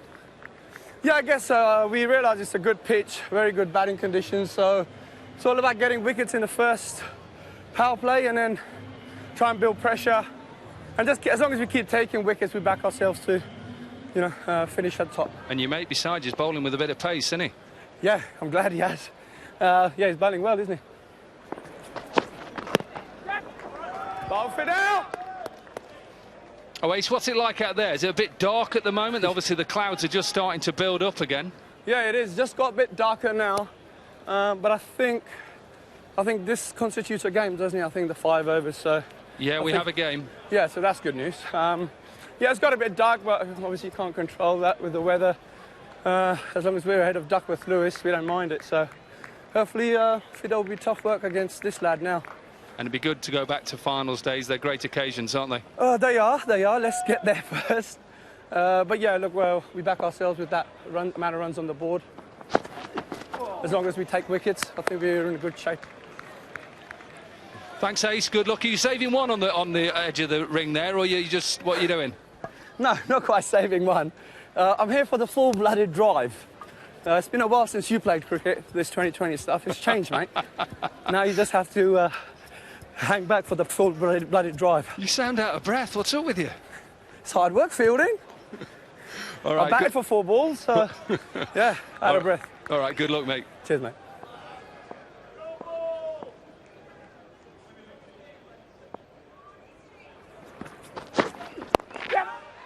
Well, powered through again, and this will go all the way. Just slightly on leg stump, doesn't swing, and Kola Kadmo just holds there, and a good piece of timing. Yeah, Kola Kadmo, he keeps his balance nicely here. Stays nice and upright, don't allow that head to fall over to the offside. And that steering wheel shot that we've seen over the last few years, look at the bat, it goes all the way over the shoulder.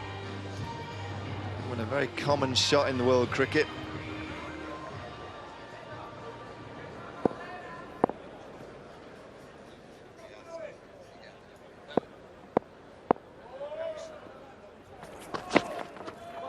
Short.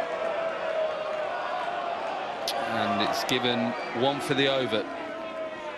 Tim Robinson pointed straight away at square leg to Rob Bailey to say no, that wasn't overhead height. He may have got away with this.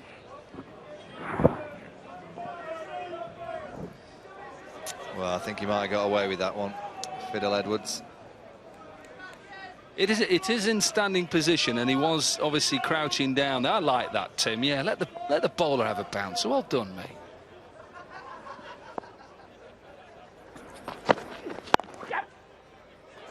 Oh, direct hit. He's a goner. He's a goner. Look at Chris Wood. Look at him go. Celebrations, Imran Tahir style. 2 wickets to Hampshire.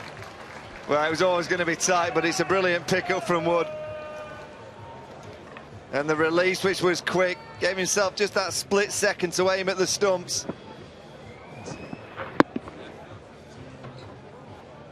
All in the release. There you go. Just 1 split second. And the celebration front to match. Brilliant from Wood. Cadmore goes for 9, 39 for 2.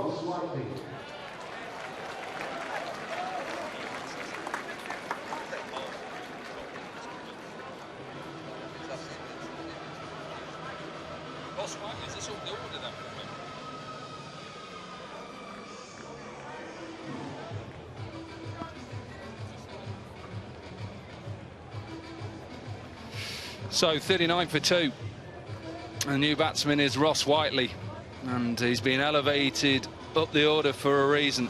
This season in that West T20 Blast index of 182, 11 fours, 27 sixes in 13 matches. That's why he's been elevated up the order. We saw a fantastic knock at Headingley earlier in the season live on Sky. He won't take the delivery because they crossed.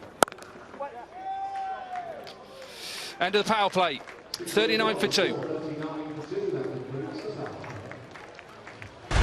Well, you look at the Hampshire power play. They struck it for 61 without losing a wicket. Nice timing from Ali in the first over. Then it was Mitchell who got one away. The trademark shot from Ali, the key wicket. Top edge, good catch for Wheater. Wood with the breakthrough. Nice strike over the offside and punch down the ground. And this is brilliant from Wood. Outstanding. Excellent with the ball and now in the field. The Rapids 39 for 2.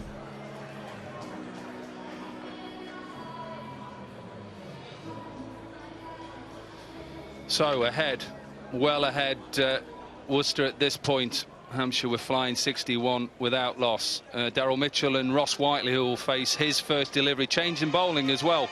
So Chris Wood out of the attack, Yasser Arafat in. Change in commentary. Rob Key, Nicholas Knight. Thanks, Dom. Yeah, and perhaps the best bowler for Hampshire into the attack after 6 overs.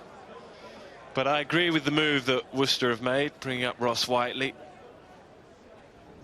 Oh, come on, let's have another look at it. Let's look at the celebration as well. Hopefully we can see that. Probably didn't realise or pick up that he was a left-hander, so it was into his line, if you liked, and then the celebration.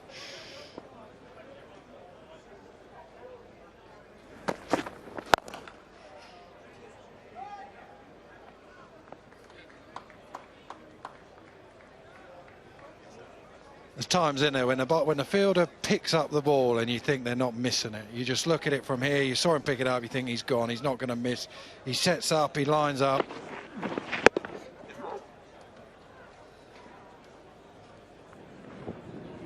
It's not easy to pick up that he's a left arm. Liam Dawson, of course, we did a game at Edgbaston a week or so ago. Left arm bowler, but throws right-handed.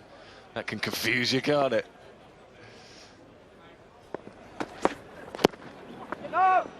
Arafat leading wicket taker in our domestic T20 competition, 153. Played for 6 counties,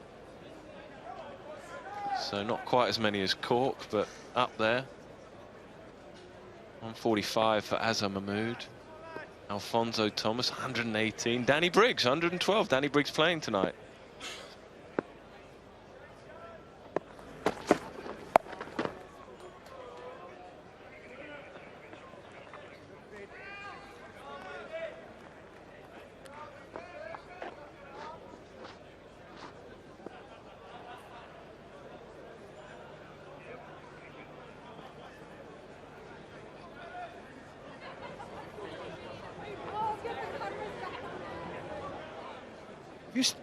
Whenever I've been in a jacuzzi, you spend too long in there, you start getting a bit too hot, don't you?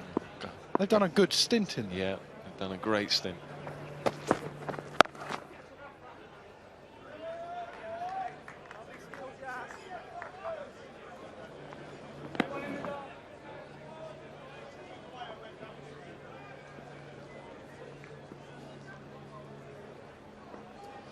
We can't quite appreciate your screens at home just how dark it is. Actually, it's got very, very gloomy. Of course, here at New Road there are no floodlights. I mean, on other grounds the floodlights would be on.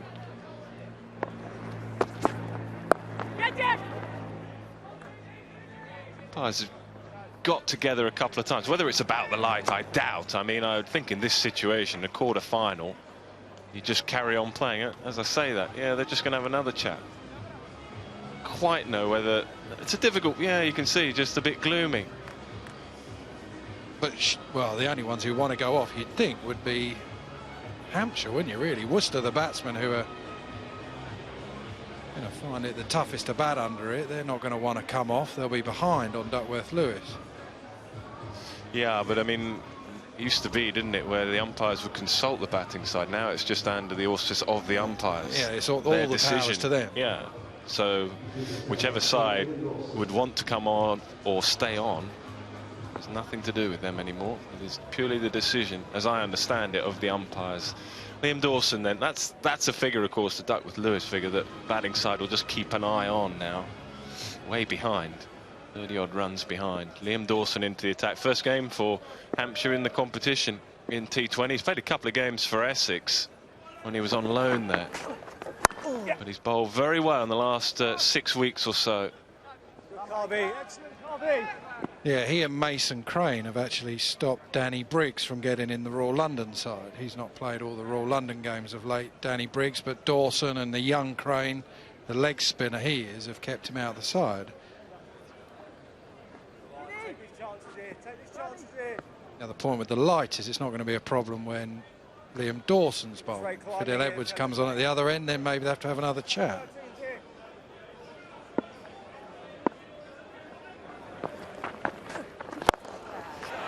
Lovely strike, sweet strike down the ground to the commentary box. This boy can play. Yeah, an effortless shot straight down the ground. It was coming right for us here in the commentary box. Just dropped short and just to the right of where we're sitting. Dawson loops the ball up, and that's all he needs is an invite to smack the ball down the ground. Goes again, and same result. In fact, even further. Back-to-back sixes for Ross Whiteley. Well, if it's dark, it doesn't matter for Ross Whiteley, the way he's just hit those two balls from Liam Dawson. No use to the feet, just a step and right through the line of the ball, over where we're sitting. Yeah, so just a moment to reflect for the captain. Yeah, I mean, whilst players are playing shots like that, surely the umpires are just going to stick it out there and say, right, let's carry on for as long as we feel it is possible. 2020 game, surely just try and see it to its conclusion. There's a lovely swing of the bat, doesn't he, Ross Whiteley? Well, how good is his pickup? You talk about a high pickup, Moeen Ali, people like that. It's such a nice flow. His hands go right back and high.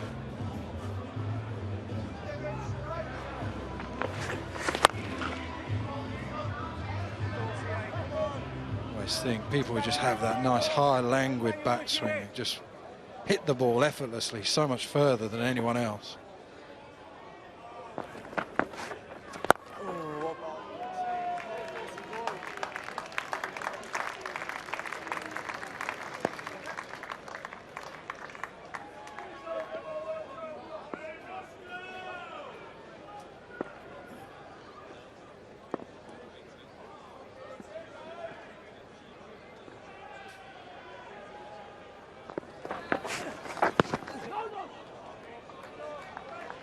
Fired in. Daryl Mitchell, who's 20 at a run a ball. I guess his target really is to get Whiteley on strike as much as possible. Yeah, especially against the spin.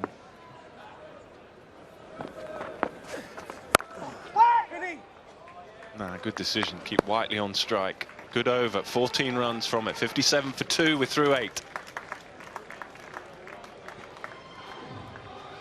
He's got a decision here now, Vince. He's got a fair few options, it has to be said. Danny Briggs, Will Smith, Sean Irvine, the seamer as well. Have to bowl spin at this point.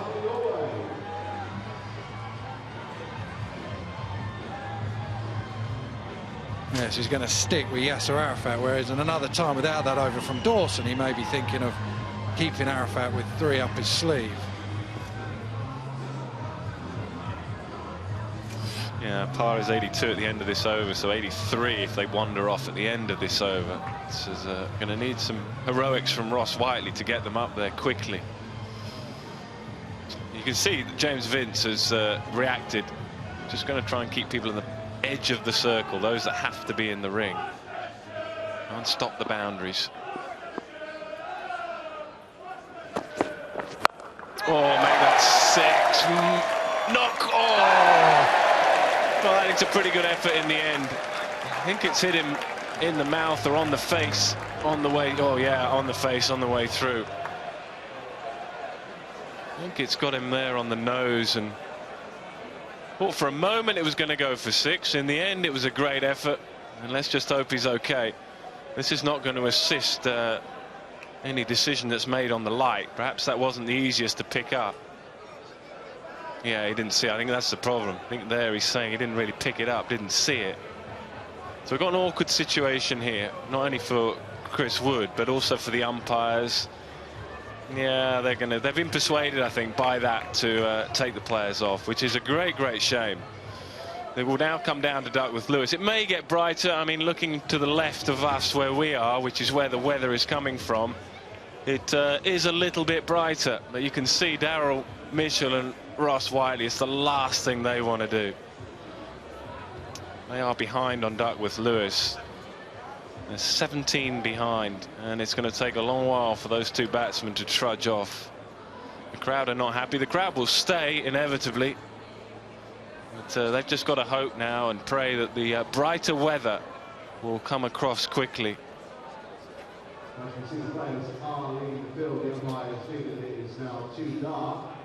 You have to feel for the umpires. Never going to keep both sides happy. Of course, we do have a game. We've got through the 5 overs, but I think that reaction from Chris Wood there, where he said he just didn't pick it up, I think that has convinced the umpires.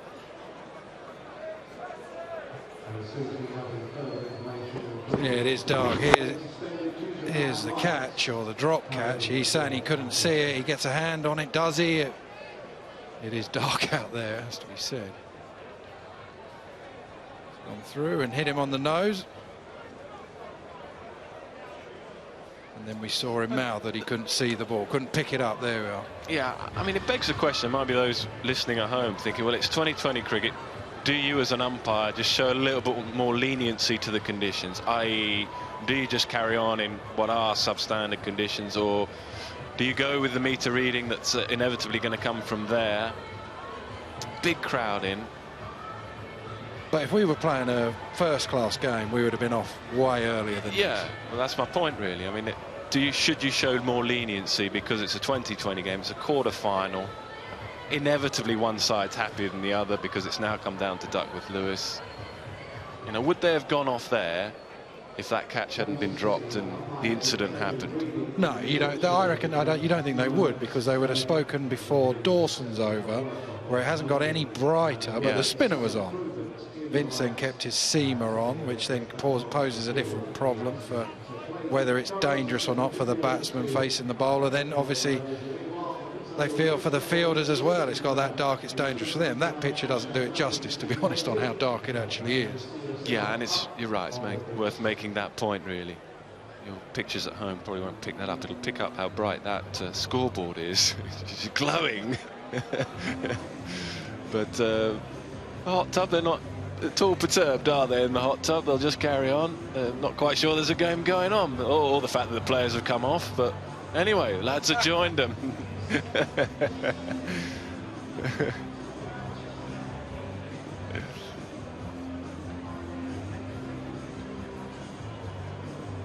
So we've just got to sit and wait now and hope that they can get back out there.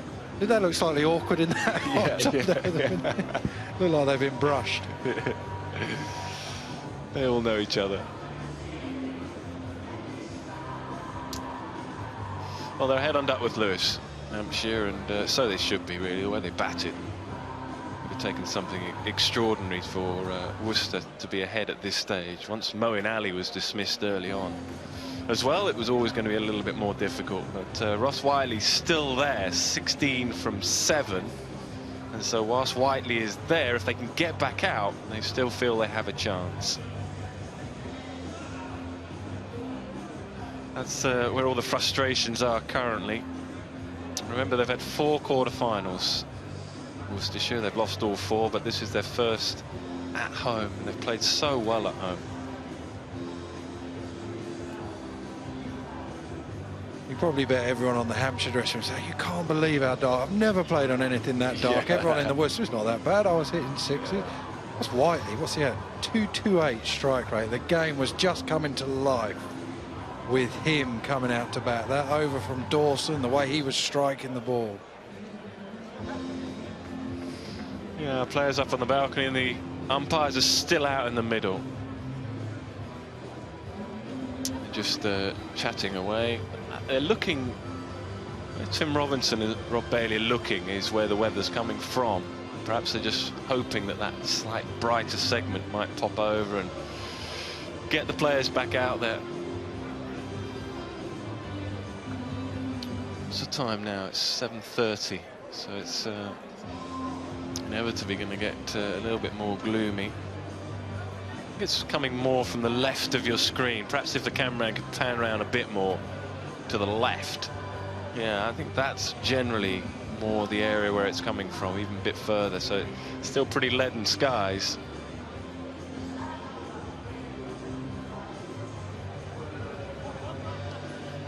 Umpires now have decided they're going to walk off. So whether they've got news or whether they're just going to sit it out in their dressing room, we'll find out. We'll bring you some news back at home when we have it. We're surmising like you.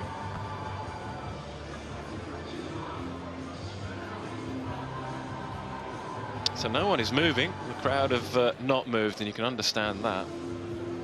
Hoping that the umpires have got some good news for the home fans. I think we're going to try and grab one of the umpires when we can in a moment or two, just to see what the situation is currently. They don't want to move. They're happy where they are. Right, Dominic. Yeah, it's a difficult situation. Obviously, both umpires are with me. What's the decision made at the moment? Well, the light deteriorated. We had a chat just before we came off there. We thought it was starting to marginal and starting to get dangerous. Obviously, that last incident didn't help matters, but we just thought that it was just too dangerous there at the end. So what do we do from here now? Is there a cut-off point? Is there half an hour extra? What are you two guys looking at now? Yeah, the cut-off is, I mean, it's because we've passed the 5 hours, so a game has been played if we don't get back on. But obviously, the cut-off now, we've had an extra half hour, so we've got to 8:45. Whether that the light will improve by then, obviously we'll monitor it as time goes by. In olden times it used to be a metre, wasn't it, Rob and Tim, but now is it just down to your eyes and you thought that was too dangerous, and if it does get brighter then we may get play? Well, we take a metre reading actually when we decide to come off, which we've just done. So the metre reading's reading quite low. And if it obviously has to go over that, or is it down to you two to make the decision?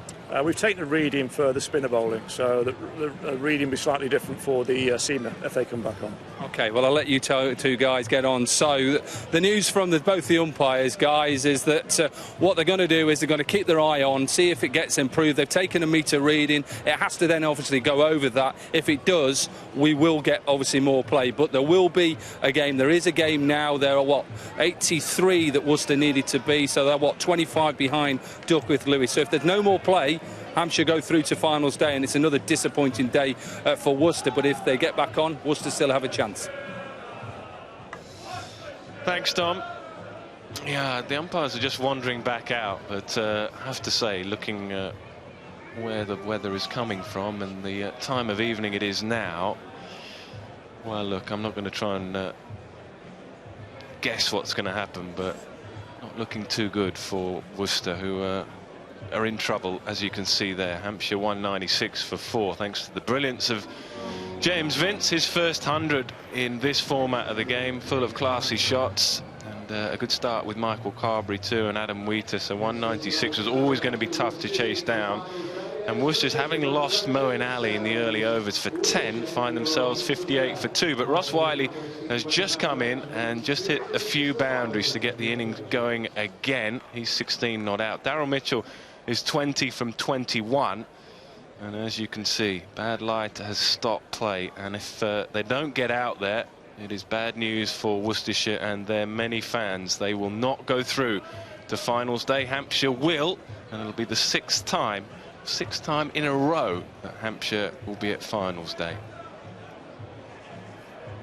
I think it's starting to rain, and it looks as though we have a decision. That is the Hampshire balcony, and the players are shaking hands. The umpires have obviously passed on a message to them, and that message must be that the game is over. It is Hampshire who are going through to finals day for the sixth time in a row. It really is a staggering achievement, and they really do deserve to be there, because today they've been the better side on the night. Fantastic innings from James Vince, getting the side up to 196. They were always in pole position after that, and it was going to be a tall order for Worcestershire, especially when they lost Moeen Ali early. But Duckworth-Lewis telling you that Hampshire well ahead, and they will be going through to finals day 6 times. Amazing, isn't it? Yeah, won it twice as well in the last few years, so they've just got a method. I think Michael Carberry said it, they just believe that they're going to win these games. They won the last 2 group games to get into the quarterfinals. You know, they're the kind of team that have just got that. I think more importantly, I think every single player knows their role. I think they know exactly what they're there for in the team, the kind of different positions, all the different bowling angles. They field well, and they've got a very good captain as well, who's in terrific form, so they've got every chance. Well, as you can see there, they join Northants and Birmingham at finals day. We'll find out who will be the 4th team that gets to Edgbaston tomorrow, but today Hampshire fully deserving of the win, even though it was a short one. Yeah, I mean, they were favourites, weren't they? When they came off, they would have been favourites to win from there. It would have taken an outstanding knock from someone. Ross Whiteley was looking like he was going to do it, but... The 2 skippers with him. I have, thanks a lot. Yeah, it's a disappointing day, and the losing skipper, Daryl Mitchell, with me. That's a poor way to go out of the competition. Yeah, it's obviously pretty tough to take, and if we're honest about it, probably we were behind the 8 ball in the game with the way Vincey played and things, but it'd been nice to have a full crack at chasing that total down. What did you think at half-time? Obviously, with the way that Vince played, it seemed like that was going to be a tough order, but Ross Whiteley up the order, and you were not out as well. Yeah, we thought it was a good pitch. We thought, obviously, slightly above par, but we thought maybe 180 sort of things, 175 was par, so we thought it was gettable. Obviously, we knew that there was weather and light maybe a problem, so we were just trying to chase that Duckworth-Lewis, get in front of it as best we could. Unfortunately, we lost a couple of wickets and weren't able to get in front of it. What did you think, obviously, when the umpires made that decision? Was it dark? Do you think that they made the right call? It's difficult, isn't it? I mean, as batting out there, it wasn't too bad. It was okay. You know where the ball's coming from, I guess. In the field, it's a little bit more difficult. Perhaps it was a tactical drop onto the nose by Woody. I'm not sure, but it's one of them things. The umpire's there to make a decision, and they're 2 experienced guys, and I wouldn't question anything they decide. Daryl, well, unlucky today, and good luck for the future. Cheers, thanks. That is Daryl Mitchell, the losing captain. There is a winning captain, James Vince, who also is man of the match. I'm going to ask Nigel Forshaw to give him his bottle of Veuve Clicquot plus his NatWest medal. James, that was a special innings today, your first 100 as well. Yeah, fell short early in the year with 99, so it's nice to get 3 figures, but more importantly, get the win. Take us back to the toss. What would you have done? We were going to bowl more because of the weather around, but it's a good toss to lose in the end. Looked a very decent wicket to bat on. You and Michael Carberry set a good tone. It was a good pitch, yeah. I think normally they can be a bit slower here, but that was a good batting pitch and small boundaries as well. And what did you say at half-time? I know you had to go and catch your breath, but it looked like you had a little team huddle. What did you say? It means a lot getting through to finals day. Obviously, the first half was done well, but sometimes you can take your foot off the gas. We didn't want to give them any opportunity to get back in the game. And how special is it to be back there 6 times on the trot, the only side to do it? You love these occasions, don't you? Yeah, it's good fun. It's a day that you don't want to miss out on as a county cricketer, so hopefully we can go one better this year and win it, but nice to be there. Well, congratulations on your century, and also to your team for reaching Edgbaston, and good luck on that finals day. Thanks, Tom. So let's just confirm the result for you then. It's Hampshire who go through, winning by 17 runs, according to Duckworth-Lewis. They made 196 for 4 from their 20 overs. That man, James Vince, absolutely sensational. The first time he's got to 3 figures in T20 cricket. And in reply, Worcestershire well short of where they needed to be after 8.1 overs. So it's the Northants Steelbacks who beat the Sussex Sharks convincingly in Hove who will be at Edgbaston alongside the home team, the Birmingham Bears, who beat the Essex Eagles yesterday. Hampshire have just beaten Worcestershire, and Kent will take on Lancashire tomorrow. You can see that live on Sky Sports from